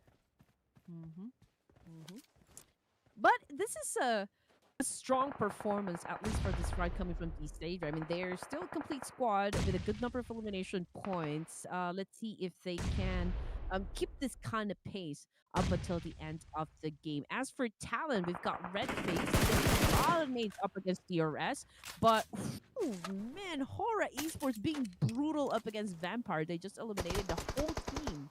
Oh, RedFaZe as well, taken out by DRS, and now we're down to the top 6 teams, ladies and gentlemen. DRS in the game with 3 elimination points, but look who's on the rampage with 2 players. That's going to be Alter Ego Ares, scoring 10 elimination points so far. Yes, sir. Here we go. 5 teams remaining. Where's my music production? Stage 6 with 55 seconds on the clock, ladies and gentlemen. Again, we have HORAA topping the charts here. Okay, so the fight is happening, I believe, a little bit on the south side of the circle. DXAVIER now, again, they have this compound. First to challenge them up. Ooh, not even just TJB. We also have Alter Ego Ares.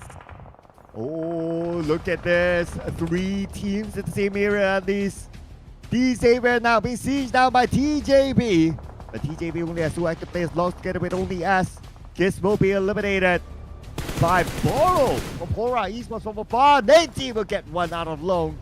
And now only 1 more active player from TJB on the other side. DXAVIER with a full squad still. Only yes, we need to pull off a miracle now. Look who will join onto the party. It's Mr. Borrow and crew. Yes, sir. Here we go. The fight that we have been waiting to happen. And TJB just got eliminated by DXAVIER. But here comes another challenger. HORAA Esports now flushing out the remaining players coming from DXAVIER by throwing a lot of nades. Just look at that. Mr. Borrow cooking up. But again, oh my god, I hope this is not a deja vu of what happened the last time. That they have been throwing a lot of nades, but they couldn't hit their target. Well, at least this time they have been hitting targets. Just nobody got knocked. And Pubg sends a nade back onto Sky, but they will not connect at all. And DXAVIER, they'll be forced to move because of the blue. HORAA Esports, they do have 1 representative inside the circle, so whatever happens, they can make that rotation in, and that's exactly what they'll do now. DXAVIER being pressured by the final member of Alter Ego on the other side.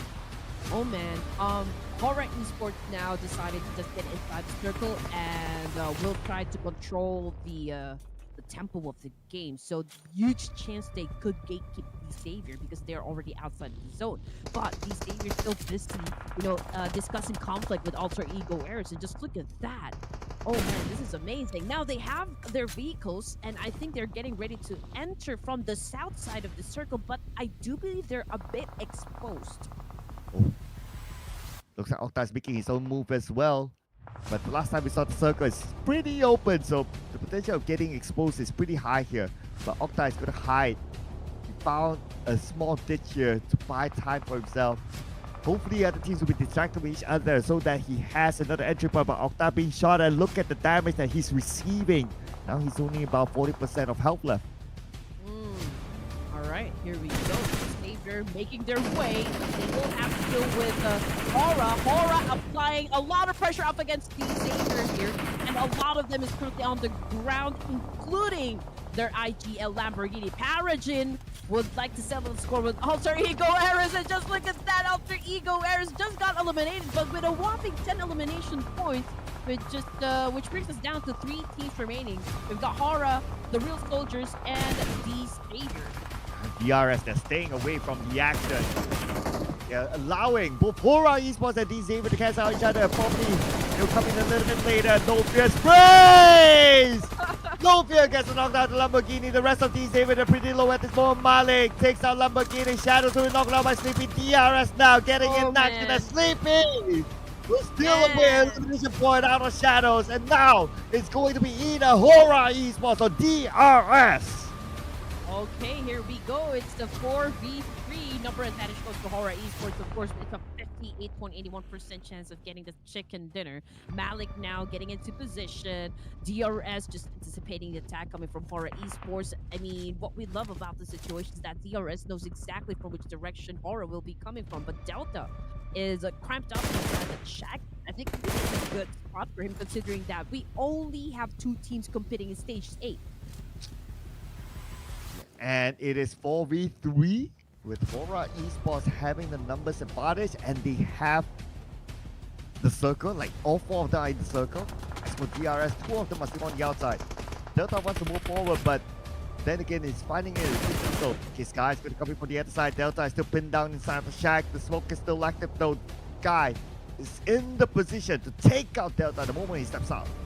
Oh man, Sleepy going in for the off angle here. But just look at the confidence coming from HORAA Esports. They are moving slowly forward. Oh man, Delta just run out of time there. I mean, he got knocked down by the blue zone, and I don't think he will be joining for stage 9. Yes.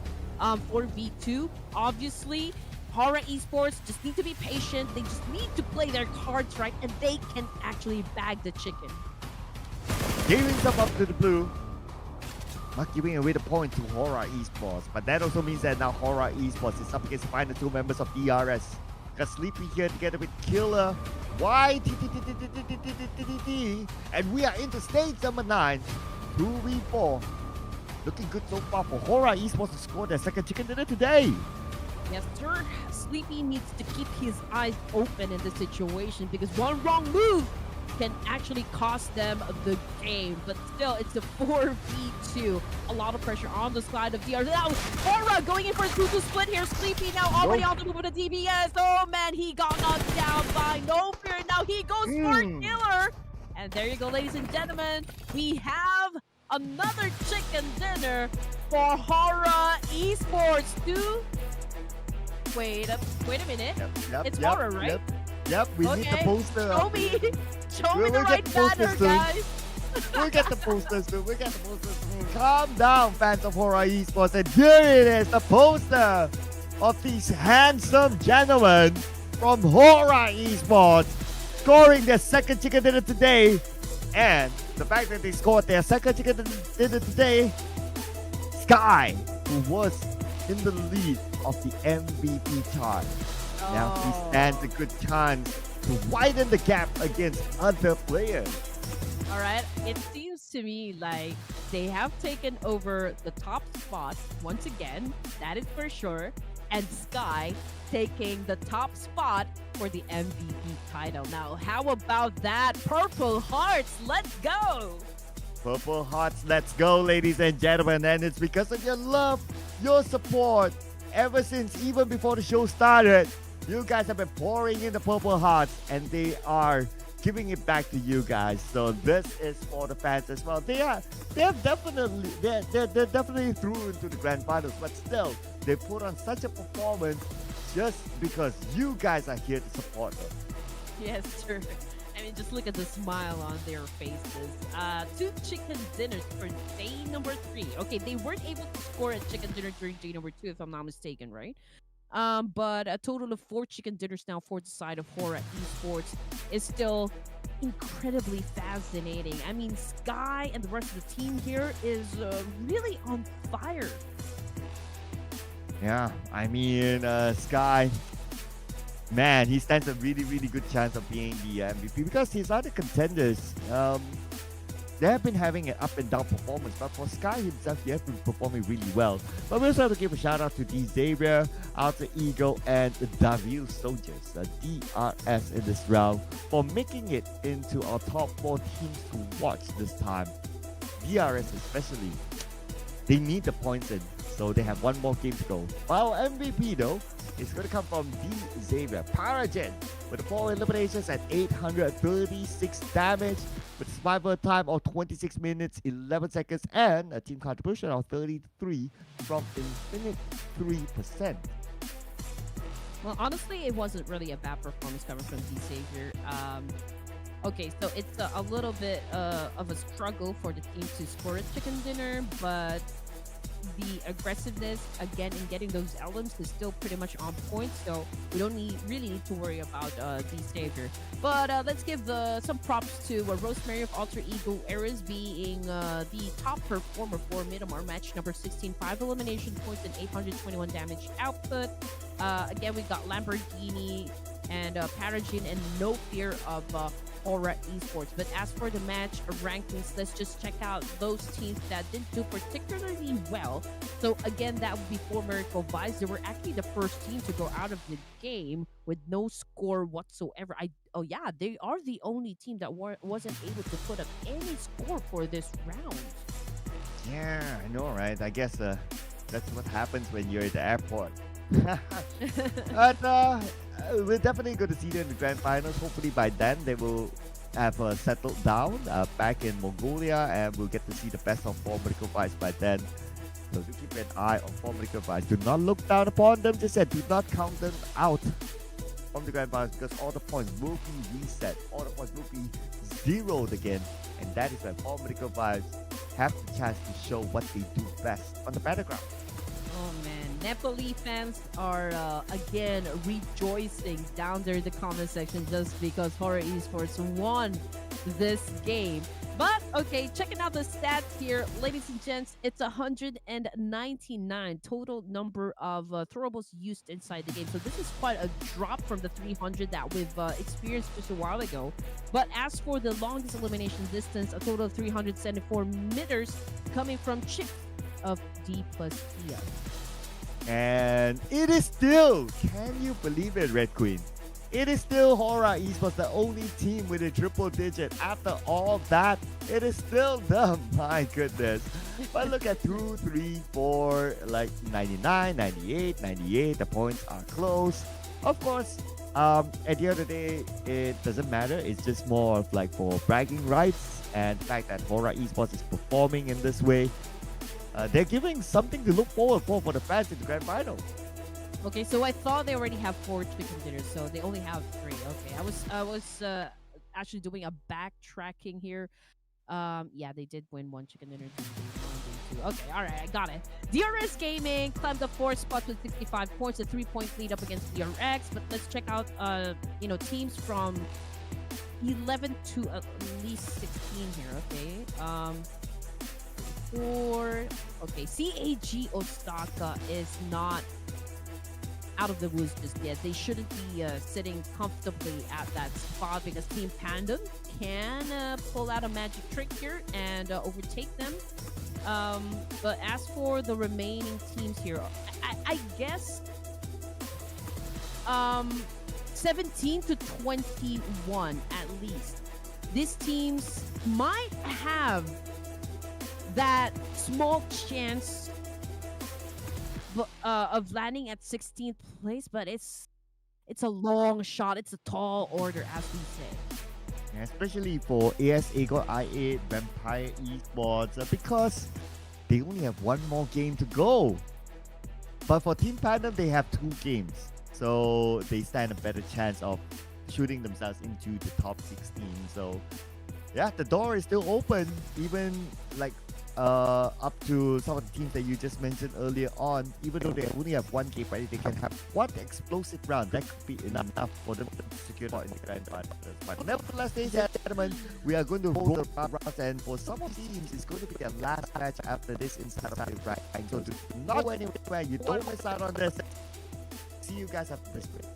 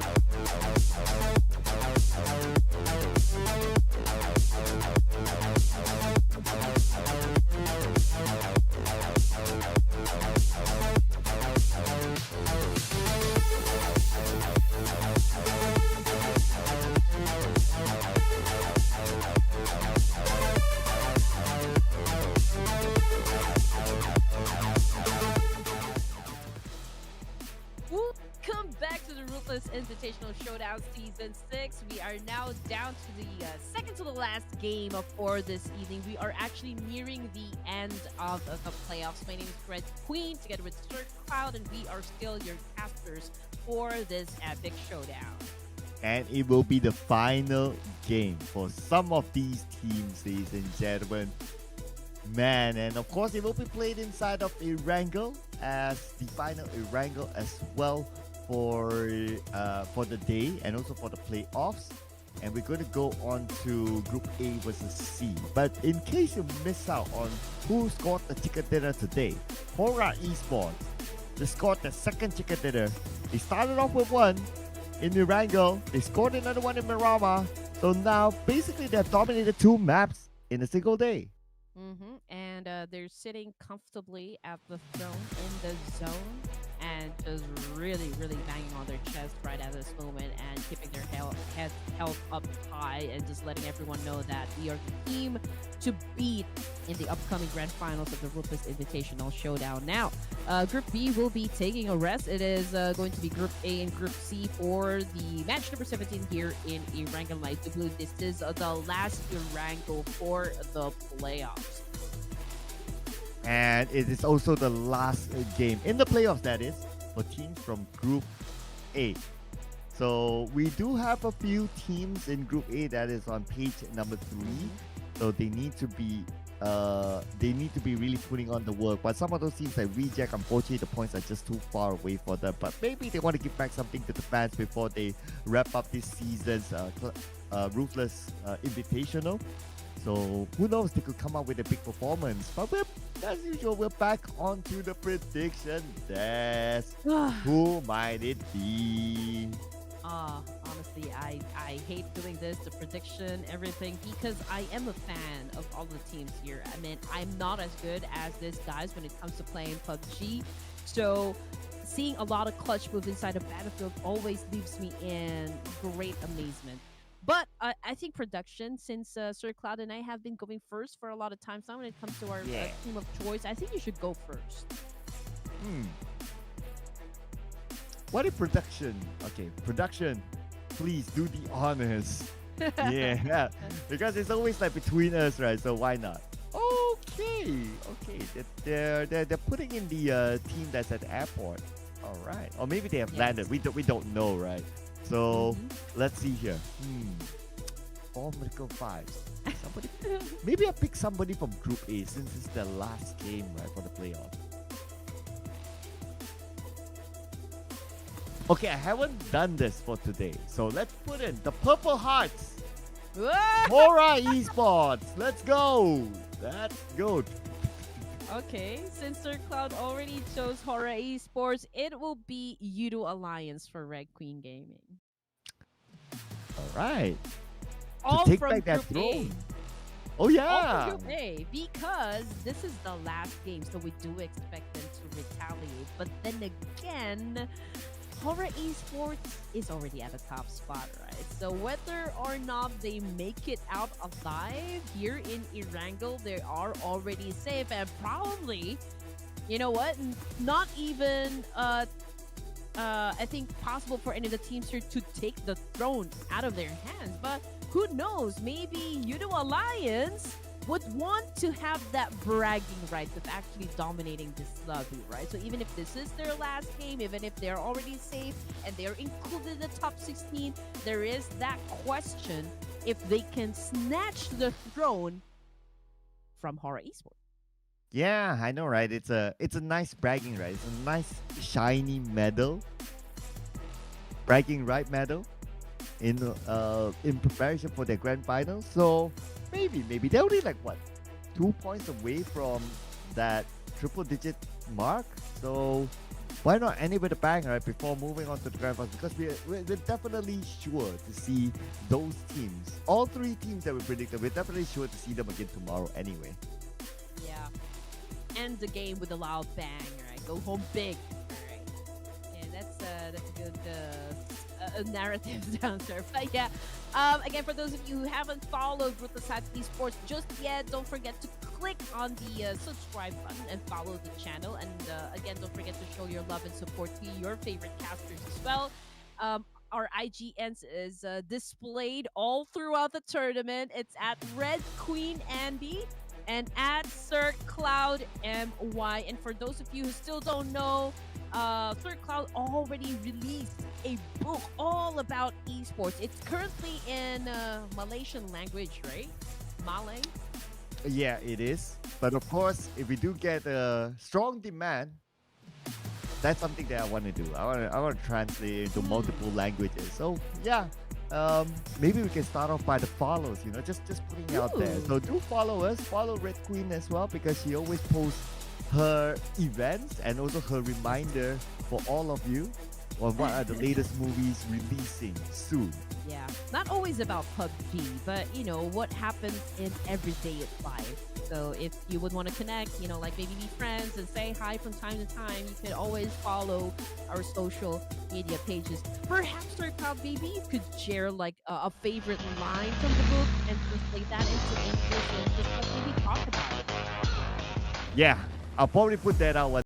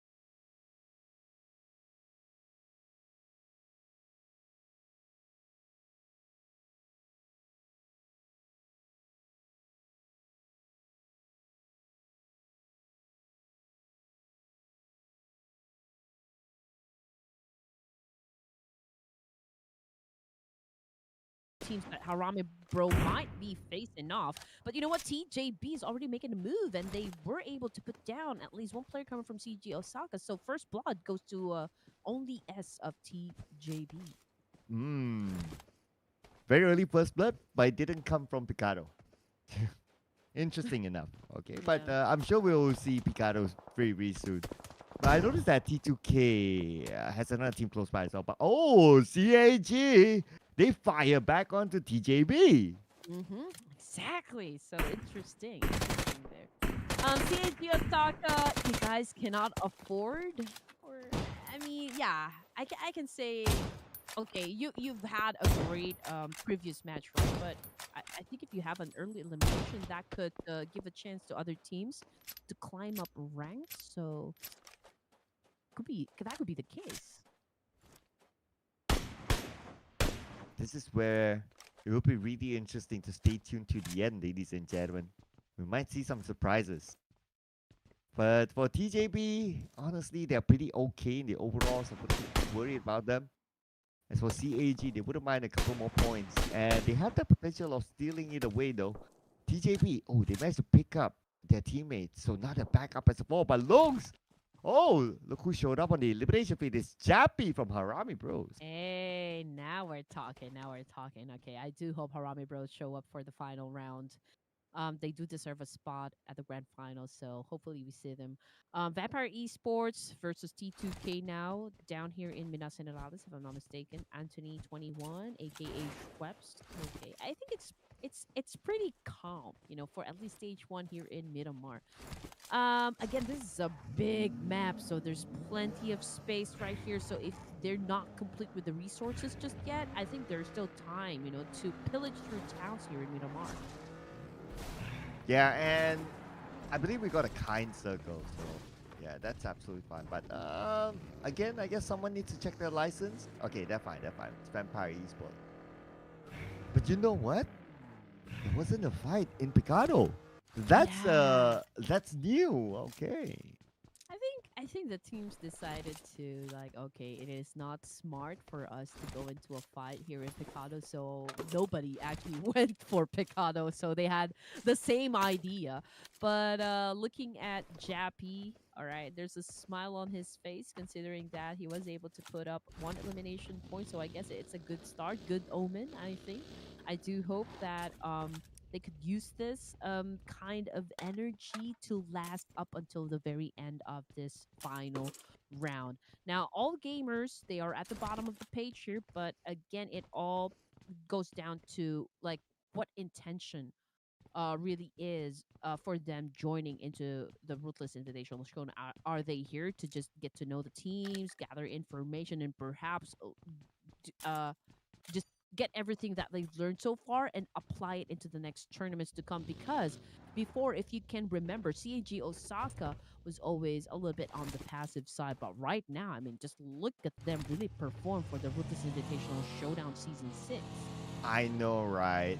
With that chicken dinner, I would say that CAG Osaka should be comfortable enough.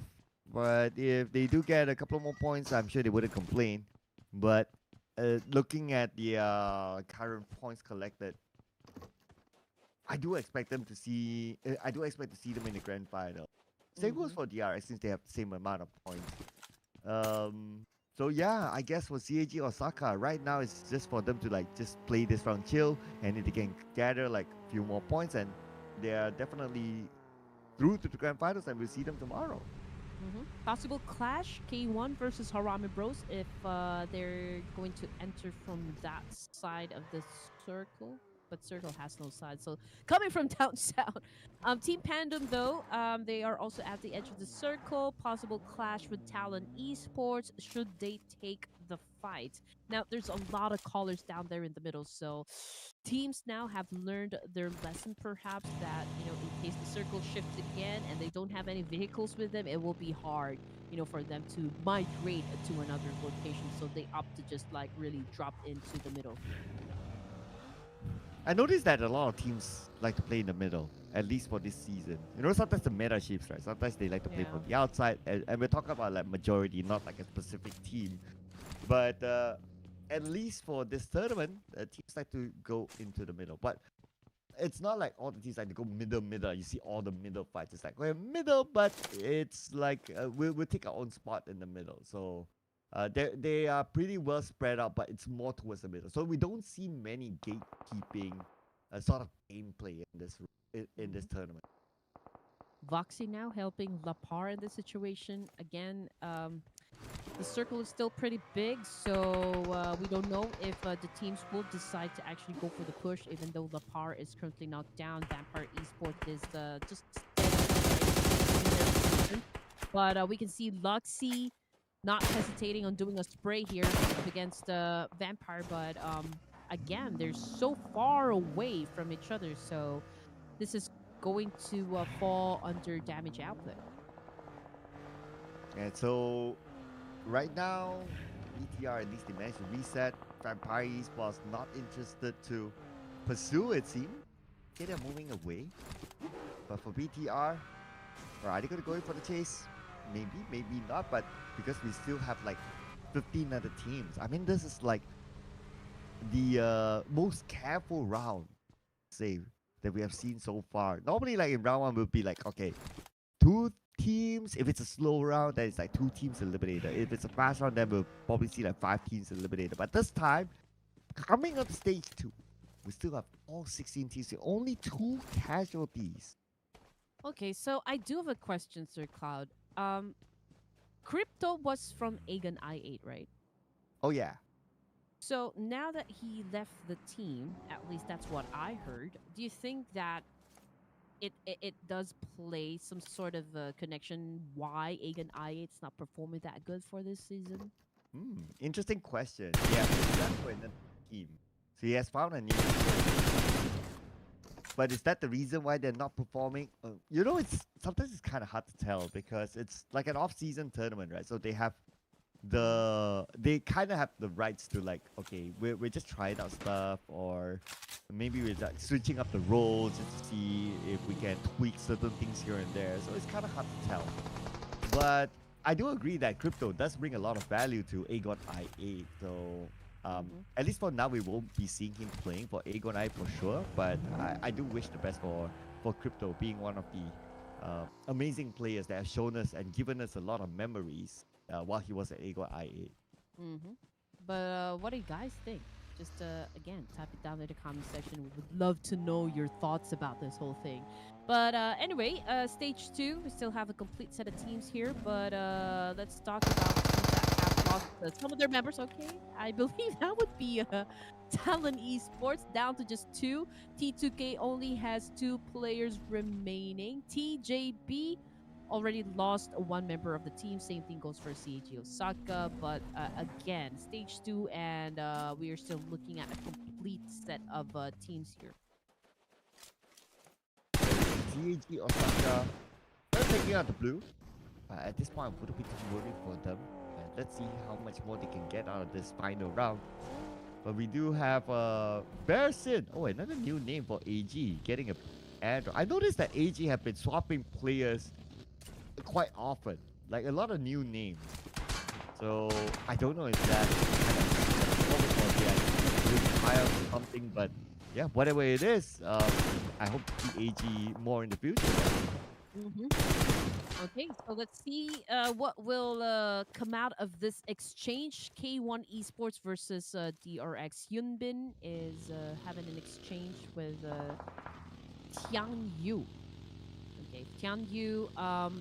Then again, these are just mostly fishing fire, right? I mean, I don't think anything is gonna happen just yet, considering the fact, considering the distance they have between one another. Tianyu getting some damage. But again, I don't think a push is gonna happen anytime soon. You know what? I want to point out that the Bigfoot vehicle, the monster truck. Yeah, the monster truck. Yeah, I was trying to find that word. Yeah, the monster truck. Yeah, like physics just don't apply to the monster truck. I'm just putting it out. And you notice like how it's parked. Yep, that is PUBG Mobile physics for you, ladies and gentlemen. But don't try it at home, though. Don't try it at home, please. But in the real world, I think this is a good car to have if in case you guys are driving out there in the desert. But then again, if you're playing in a game, yeah, I mean it's hard to control, isn't it? Yeah, it is. It is. I mean, it is very tanky, and the tires, well, don't burst, so that's one advantage for it. But Oh yeah. when it comes to controlling, especially when it comes to rough terrains, it's pretty hard. So you gotta have a certain level of skill to be able to do it. As for Bigatron Red Aliens, speaking about controlling their vehicles, everybody was doing very well Ooh. navigating around. But for T2K, they need to defend their ground against Vampire Esports. Yeah, Vampire right now. Okay, also lost two of their members, but now we've got NZ 639 going up against True Love, and they seem to have won the fight. So T2K first team to get out of the game, and coming off the kill feed, it's TRS versus All Gamers. And All Gamers, they don't have anything to lose right now, so I guess it's all or nothing for the side of AG. Yeah, honestly, their points are just too far. Even if they score a chicken dinner with a good amount of points, um, they would probably still be out. So right now, it's more of them just having good fun and giving it back to the fans. Oof. But the fact that DRS is the one to be right beside them. Ooh. DRS. And also maybe make the great escape as Sleepy raised down the member of AG, but not able to get knocked. Now he has to move because of the blue. Yeah, Flower also goes down from TJB. Now, we can see that because the Red Aliens all ready to challenge the teams inside the battlefield, and their first take would be Vampire Esports. Oh, BTR. Against Vampire Esports. Stone, knocked out by Luxy. Nice nade across. Now only Nuzi left. Nuzi against the wall. Nuzi sprays. Nuzi takes 50% of damage. Now down. It's going to be Nuzi. Bigatron Red Aliens wins the fight against the Vampires. And the Vampires. Ah, man. Were they a page 3? Okay, we need to Yes. review that again. So if they are, so yeah, so Yeah. if they are They're page not. 3, so I guess that's the end of the campaign. I don't think we're gonna see them perform in the grand finals. But good game, well played for Tony K and the rest of the team. I'm not even sure if they actually played with their main roster or probably they just changed their names. But yeah, not sure there. But BTR, okay, possible point because we've got one of Team Fandom actually challenging them up.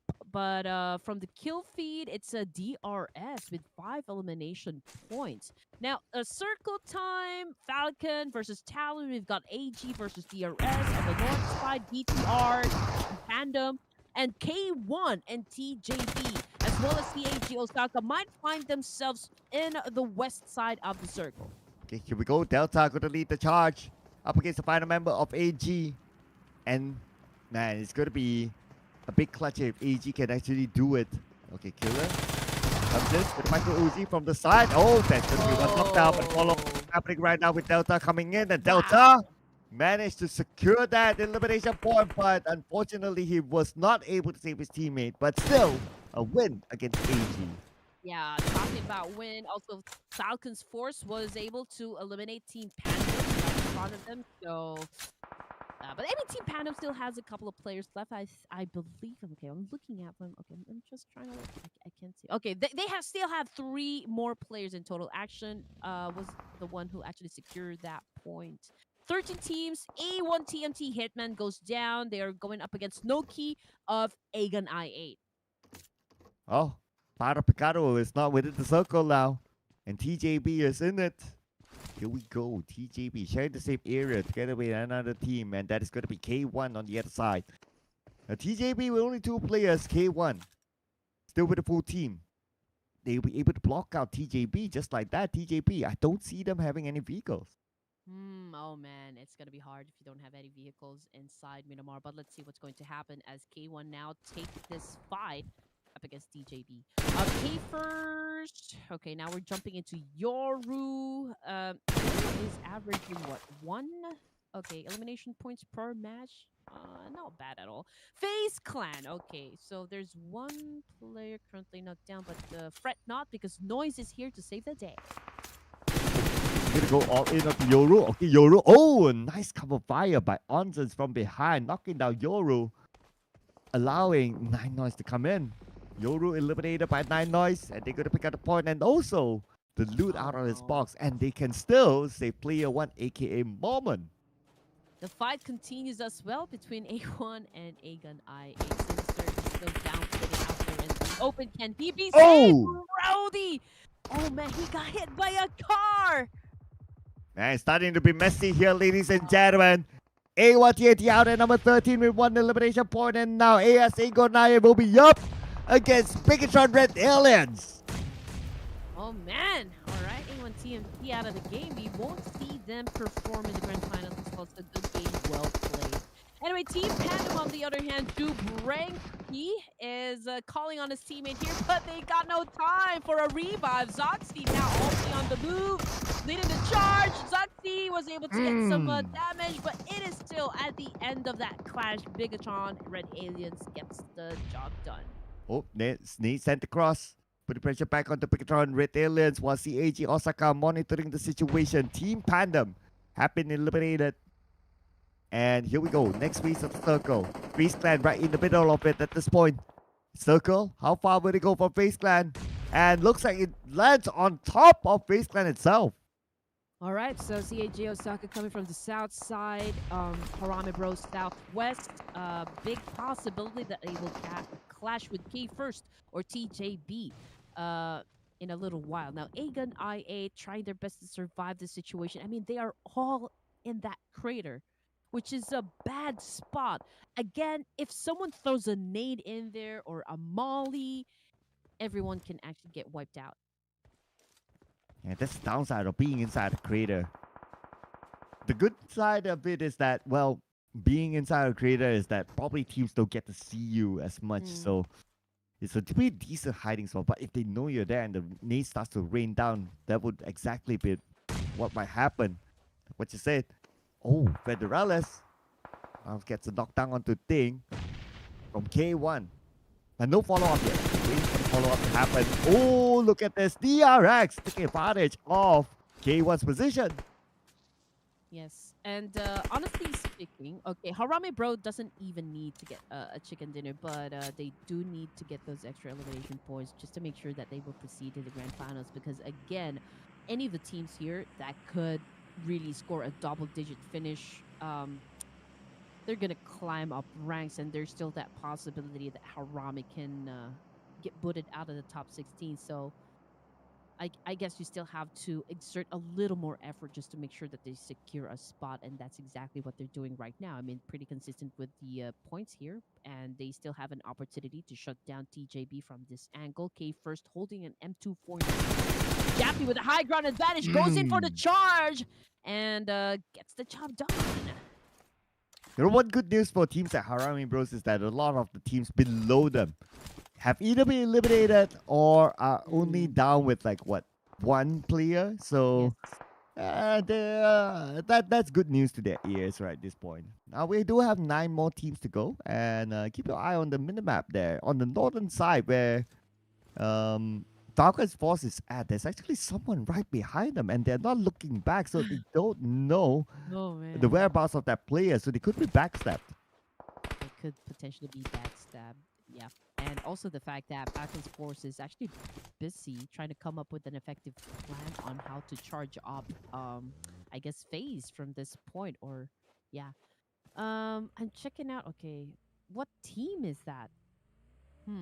But anyway, we're going back to that one in just a while. CAG Osaka, again, facing off with Agun I8 this time. Okay, there's a lot of smokes being popped off, and we can see Apollo probably might cook up a nade here, but he is trying to just, you know, like maybe get a good angle here. Oh. CAG Osaka. Okay, they're prepping up their nades. So now this is the time to send into the crater. One does connect. And Agon I8, they fire back, but because of their current position inside the crater, they don't have the information of where exactly CG Osaka is at. So they're just throwing blind nades, are hoping to land something, but none of them connected at all.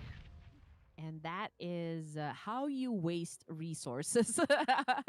But of course, what choice do you have? I mean, you have to actually buy some time or keep your opponents at bay. But then CAG Osaka, I'm not sure if they still have resources as well. Okay, so I can see them cooking up nades. Matun, Apollo holding a nade, Yone as well as one of them still holds a grenade here, but nobody from any of the teams here gets knocked down just yet.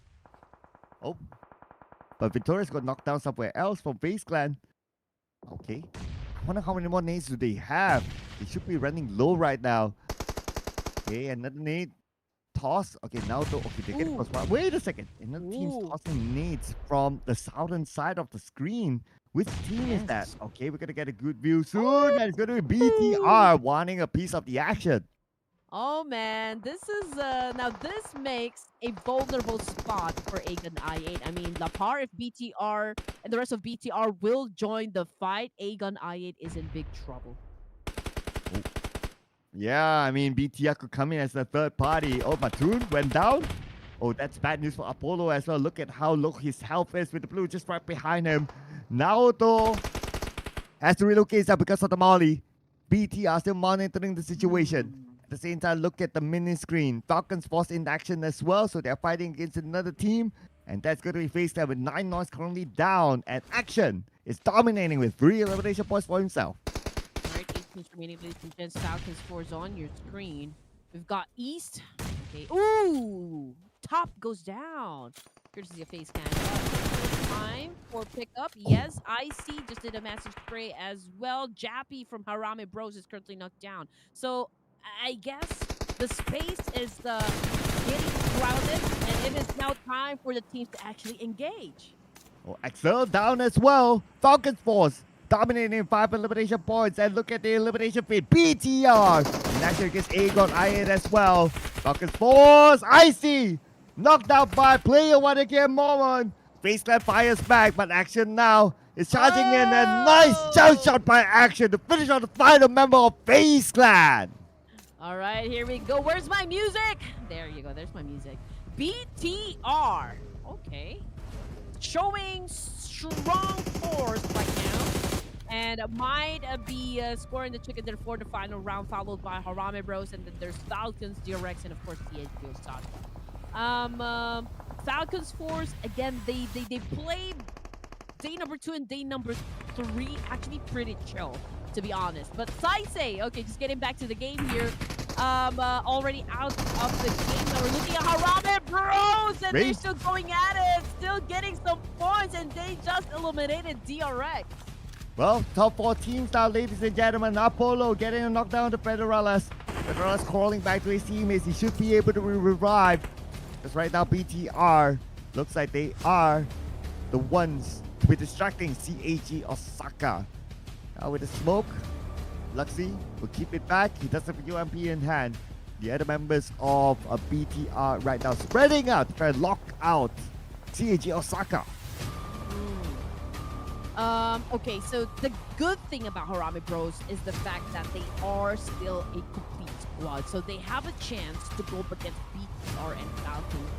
TAG Osaka now down to this 2, so they have the least chance of winning this fight. But of course, again, we still have to consider how these guys are going to execute their plan. But as for the moment, Loxy is currently down and bleeding out there in the open. Look at this shot fired by Lapa onto Falcons Force. Falcons Force, they have the middle of the circle. They are on the lower ground against Victor Red Netherlands, who is in circle as well, but what the play is currently down, and that is going to be Luxy. Falcons Force, still a full squad. This could be their comeback moment to score the chicken dinner before we hit on the grand finals. Ooh, perhaps that could be the case, but Falcons Force, okay, they are in the middle. They are actually at the top. They don't need to worry about any teams right from behind, so this is a good spot, to be honest. BT are pretty close with where Falcons is, but just look at East and Pemel Search Cloud. They could potentially shut down BTR from that angle. I know, right? I mean, the possibilities are definitely there. Okay, here we go. Top 4 teams, anything can happen. It could still be anyone's game at this point. Everyone's in the circle. Foxy fires onto Falcon's Force onto the right side. Falcon's Force still A-OK as Icy fires back. More like warning shots.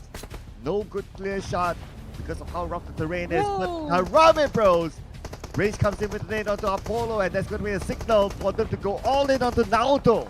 Yes, I love the offense that HARAME Bros is actually showing. I mean, just as soon as they actually eliminate some players from Skate-Kills, thought that they went in for the charge, but unfortunately, Emma's to Kanade, he's currently down, so they are vulnerable right now up against Falcon's Force, but they did secure points coming from CAGO. Just look at how much elimination points HARAME Bros was able to put up on the board. 10 elimination points, they're on the roll, but Falcon's Force also on the move, looking to shut down.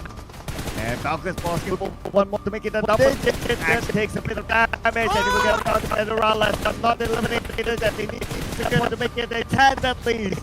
HARAME Bros down Japanese as well as range with Icy leading the charge. Lapar moving off down as well. Falcon's Force managing 2 teams at the same time. Oh my goodness, Falcon's Force. Man, they are really showing force right now, not gonna lie here, but BTR already moved a bit forward, so they're taking their business with Icy Falcon, or Action rather, getting some damage as well coming from, HARAME Bros. Oh, Icy now with the DBS. And now Icy dancing around. Vehicle about to blow up. Icy has to get away out of Icy. Went down to Foxy. Bigger on Red Airlines, they want to fight against Icy, but now the rest of Falcon's Force, they're going to put their focus on the BTR instead. Oh yes, and this is a good opportunity for HARAME Bros to actually shut down not just Falcons but also BTR, because both of the teams are actually just right in front of them. And Bigatron as well as Falcons Force busy dealing with one another, but here comes Lapar now doing a massive spray up against HARAME Bros. Lapar taking in some damage, backed away from the situation. Federer is already on the move, and gets a job done. Here we go. Here we go with Federales revive. Now he's back in action. Jappy taking a bit of damage. Lapar now currently down. Boxy is going in for the revive. Wow. Falcon's Force, they're monitoring the situation. Jappy trying to find a good angle. He spots one now, but Jappy, a bit of a concussion there. He has to relocate as Foxy will take out Federales. All right, here we go. Jappy needs to recuperate. He needs to heal up, man. BTR is doing the same thing. They are doing a reset. Oh, man, this is nerve-wracking, keeping us at the edge of the seat here. Range going up angle, going from behind. He was able to hit the camera, but now he goes down as well. Go, Falcon's Force with the advantage of that by taking on Lapar. And now firing onto Zuxi. Zuxi has to relocate now. Zuxi out in the open. Now on the lower ground, Zuxi. We use the terrain to his advantage, but he could send the nades down across. At the same time, HARAME Bros is still in the game with Range and Jappy. Range trying to heal up. Okay, they're taking the sweet time. I know this is crucial, but again, the adrenaline is high, so I can only imagine the trigger discipline that these guys have. And now we can see that top doing a massive spray up against Zuxi here. I mean, these are all Titans, these are all monsters. It's and Zuxi goes down. Sharp shooting there by Top. On top of Zuxi. Oh, Foxy just right in front, and it's going to be Top. Is the one who cleared the final blow on the Foxy. Now it's going to be HARAME Bros versus Falcon's Force, a 3v2. Falcon's Force have the man advantage. HARAME Bros on the other side. Jappy trying to find his target. Action just right on top. That is going to be Falcon's Force. Welcome back with the chicken dinner in the final game of the playoff. I literally ran out of breath there. Oh my goodness, that was a great exchange. I mean, we're talking about BTR, Big Control Red Aliens, Falcon's Force going up against HARAME Bros. And again, that is a good finish for our final day of the playoffs. Congratulations to Falcons for showing up for the final game this evening. And still, kudos to HARAME Bros. That was a great performance with BTR and Falcons. Wow, with a lot of elimination points, and we're going to tabulate the final scores. Of course, for the top 3 teams that we saw earlier on, they're definitely through to the grand final, so no worries about them. We'll be anticipating the final official score on who are our top 16 teams that we'll be seeing again tomorrow, ladies and gentlemen. So make sure you stay tuned with us as we go through the stats now for Falcon's Force. coming in with a bang in the final game. They started the day or the tournament with a bang, 2 chicken dinners, and now they end the tournament with a chicken dinner as well. At least in the playoff, that is. Now, other than Falcon Sports, we gotta give it to HARAME Bros, BTR, and CAG Osaka. Yeah, okay, I'm just trying to catch my breath here. But you know what? I also would like to give a big shout out to our audience. The fact is that from day 1 to day number 3, our viewers are actually picking up to 24,000 watching the live stream. Ooh, action back in action as the MVP, 6 eliminations. He was the MVP in day number 1. Let's not forget about it. But look at the damage by himself, 1,046 damage. This is the highest damage so far by an individual that we have seen in the playoffs. With a survival time of 27 minutes 57 seconds, that was the entire game, and the team contribution of 42.86%. So who knows, maybe Action can regain his throne at the MVP. Oh my goodness. All right, here we go. Top performers for Miramar. We've got Action at the top spot, and we got your boy, Filipino Terminator Federalis, up on the screen with 4 elimination points, 788 damage output, and 40% team contribution. We also got Jappy over here with 3 elimination, 1,139 damage output. So it means that, of course, he was able to shut down a lot more players in the battlefield. And here's where it all matters, the points. 34 points for Falcon Sports. HARAME Bros scored 16, BTR 13. And at least in the final game of the playoffs, no team went out with the donut. So everyone has points of their own. But of course, the bigger question will be whether those points will be enough for the respective teams to qualify onto the grand finals, that we will tabulate in a little bit more, ladies and gentlemen. But great work. Shout out to all the teams that have been putting out the hard work in the final game. Here are our match stats in the final Miramar match here. 266 throwables used. Oof, again, it's a high number so far. We've seen a great decline just a while ago. It's a double digit, 86 in total. Now it's up to 266. And just look at the 361 meters longest elimination distance kill by KH1 of K1. So again, this is the great ending to a great event so far for the playoff circle. Now, I know Falcon Sports actually won the fight, but again, we have a sole representative from the Philippines, right? HARAME Bros. So just to give information about this team, they are actually the champions of the PUBG Mobile Challengers League Southeast Asia Summer 2024.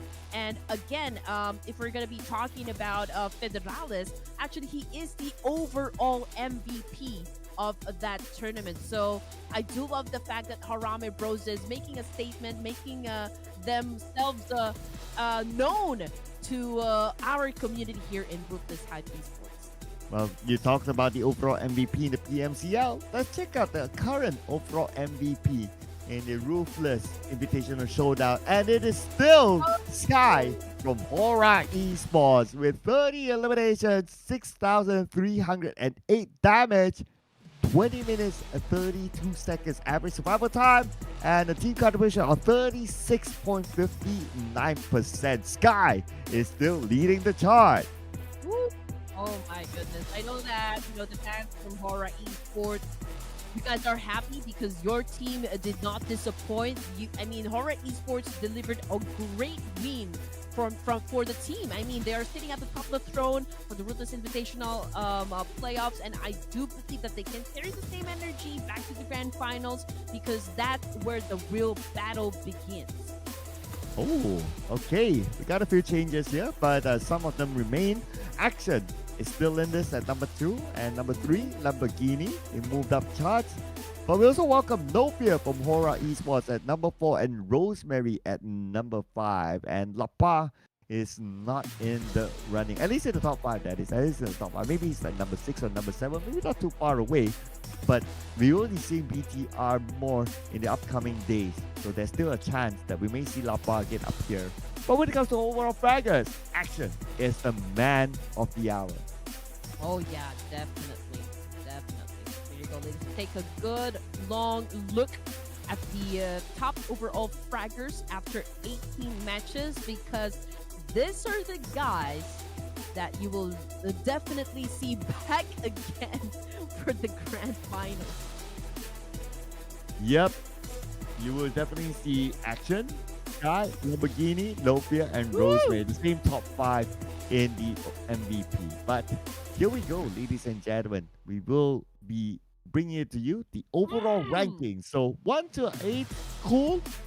We kind of know these names have made it into the grand finals. So we will be seeing HORAA Esports, FaZe Clan, Falcon Sports, YOODO Alliance, Picketon Red ALS, DXAVIER, Alter Ego, Ares, and TJB Esports tomorrow. And just look at that. After being so passive during day number 2, Falcon Sports with just one game manages to climb up 5 spots in the overall rankings, ending the game with a total of 109 points and 3 winner chicken dinners. So guys, these are your top 8. Now let's take a look at 9 down to 16, and just look at that. Amazingly, Harame Bros did exactly the same thing. I mean, they moved up 5 ranks, ending this playoffs with 77 points and no chicken dinners, no problem. And Team Panam made it at number 16 to arrive in the grand finals. We will see them again tomorrow, so congratulations to Team Panam. Man, they just need to move up one slot. Oh, it must be so close. I want to see how many points is the next team there. Remember number 55. Same with Talent Esports. And it's because they had the chicken dinner. So the tiebreaker favorite Team Panam. Alright. I mean, the teams that you are seeing on the screen, ladies and gents, I mean, if I could put it bluntly, they really don't have anything to prove to us that they are the best, like, you know, having played here in the off-season tournaments, because we know that they are one of the best teams we have in all of the regions, right? But for the Ruthless Invitational Showdown, again, we're not going to see them on the grand finals, but there is no doubt that these teams that you can see from 17 down to 24 are all top-notch teams. Oh man, thank you so much for playing all these amazing teams. Hope to see them again in the future. But we're going to summarize the day in case you somehow just joined us. So HORAA Esports scored 2 chicken dinners today, and a Team Panam scored 1, and that was the crucial chicken dinner that allowed them to win the tiebreaker against their opponent. That is, oh man, certainly had a lapse. But then again, DRX scored 1, CAG Osaka scored their one and only chicken dinner, but we'll be seeing them again tomorrow, of course. And Falcon Sports wrapped up our playoffs with final chicken dinner today. Okay, so finally, I think Sir Cloud and I can already rest after all of the grueling matches that we've experienced, after all of the clutches that we've witnessed. Man, we can finally catch our breath. Honestly, I mean, I'm reserving the my coffee intake as soon as, you know, the Ruthless Invitational Showdown starts. But again, just to wrap things up, right? We are showing you the teams that made it to the main tournament. Again, HORAA, we've got FaZe, Falcons, VCR, DPR, and of course, who can ever forget YOODO Alliance. Yes, congratulations to these teams who have made it to the grand finals. But of course, the journey is not over yet. And also to Alter Ego Ares, TJB Esports, Harame Bros, TRS Gaming, CAG Osaka, and DRX. We will be seeing these teams again tomorrow. So make sure you tune in, ladies and gentlemen. Same time, same channel, and only 3 days. And we'll determine who will be the champion for this season. Yep, definitely. I mean, I'm already excited because somehow, you know, when we play, or the moment that we step into the grand finals for Cloud, masks will be taken off, because we will definitely see some of the best gameplays, best clutches, best strategies in the grand finals coming off of this great big teams in the regions. And just look at that, Team Panam, they must be wearing an invisibility cloak. The the invisible Team Panda, which we will need to unlock in the grand finals. Maybe it's like, okay, if they become champions, then they will be unlocked. So if you want to know how they look like, make sure you put in your full support for Team Panda and also your favorite teams, ladies and gentlemen, in the grand finals happening tomorrow at the same time, also the same channel. So don't forget to give the channel where you're watching right now a follow so that you don't miss out on the notifications for tomorrow. Whew. And again, thank you to Ruthless Esports for inviting us to cast for your spectacular tournament. I mean, I always love working for you guys. I love casting for this community. Thank you to our viewers who have always supported us from day number 1 to day number 3. And don't forget, this is just the playoffs, right? We still have 3 days worth of our grand final. So we'll see you guys tomorrow. Again, don't forget to support your teams and your favorite players.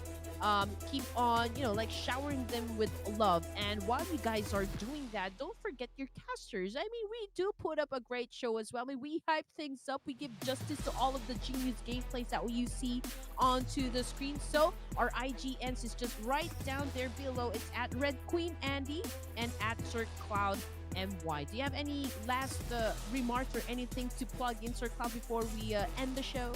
Well, we'll still be back again tomorrow with you guys, ladies and gentlemen. So do give us a follow, again, the PSA. But for now, we're going to wrap things up, ladies and gentlemen.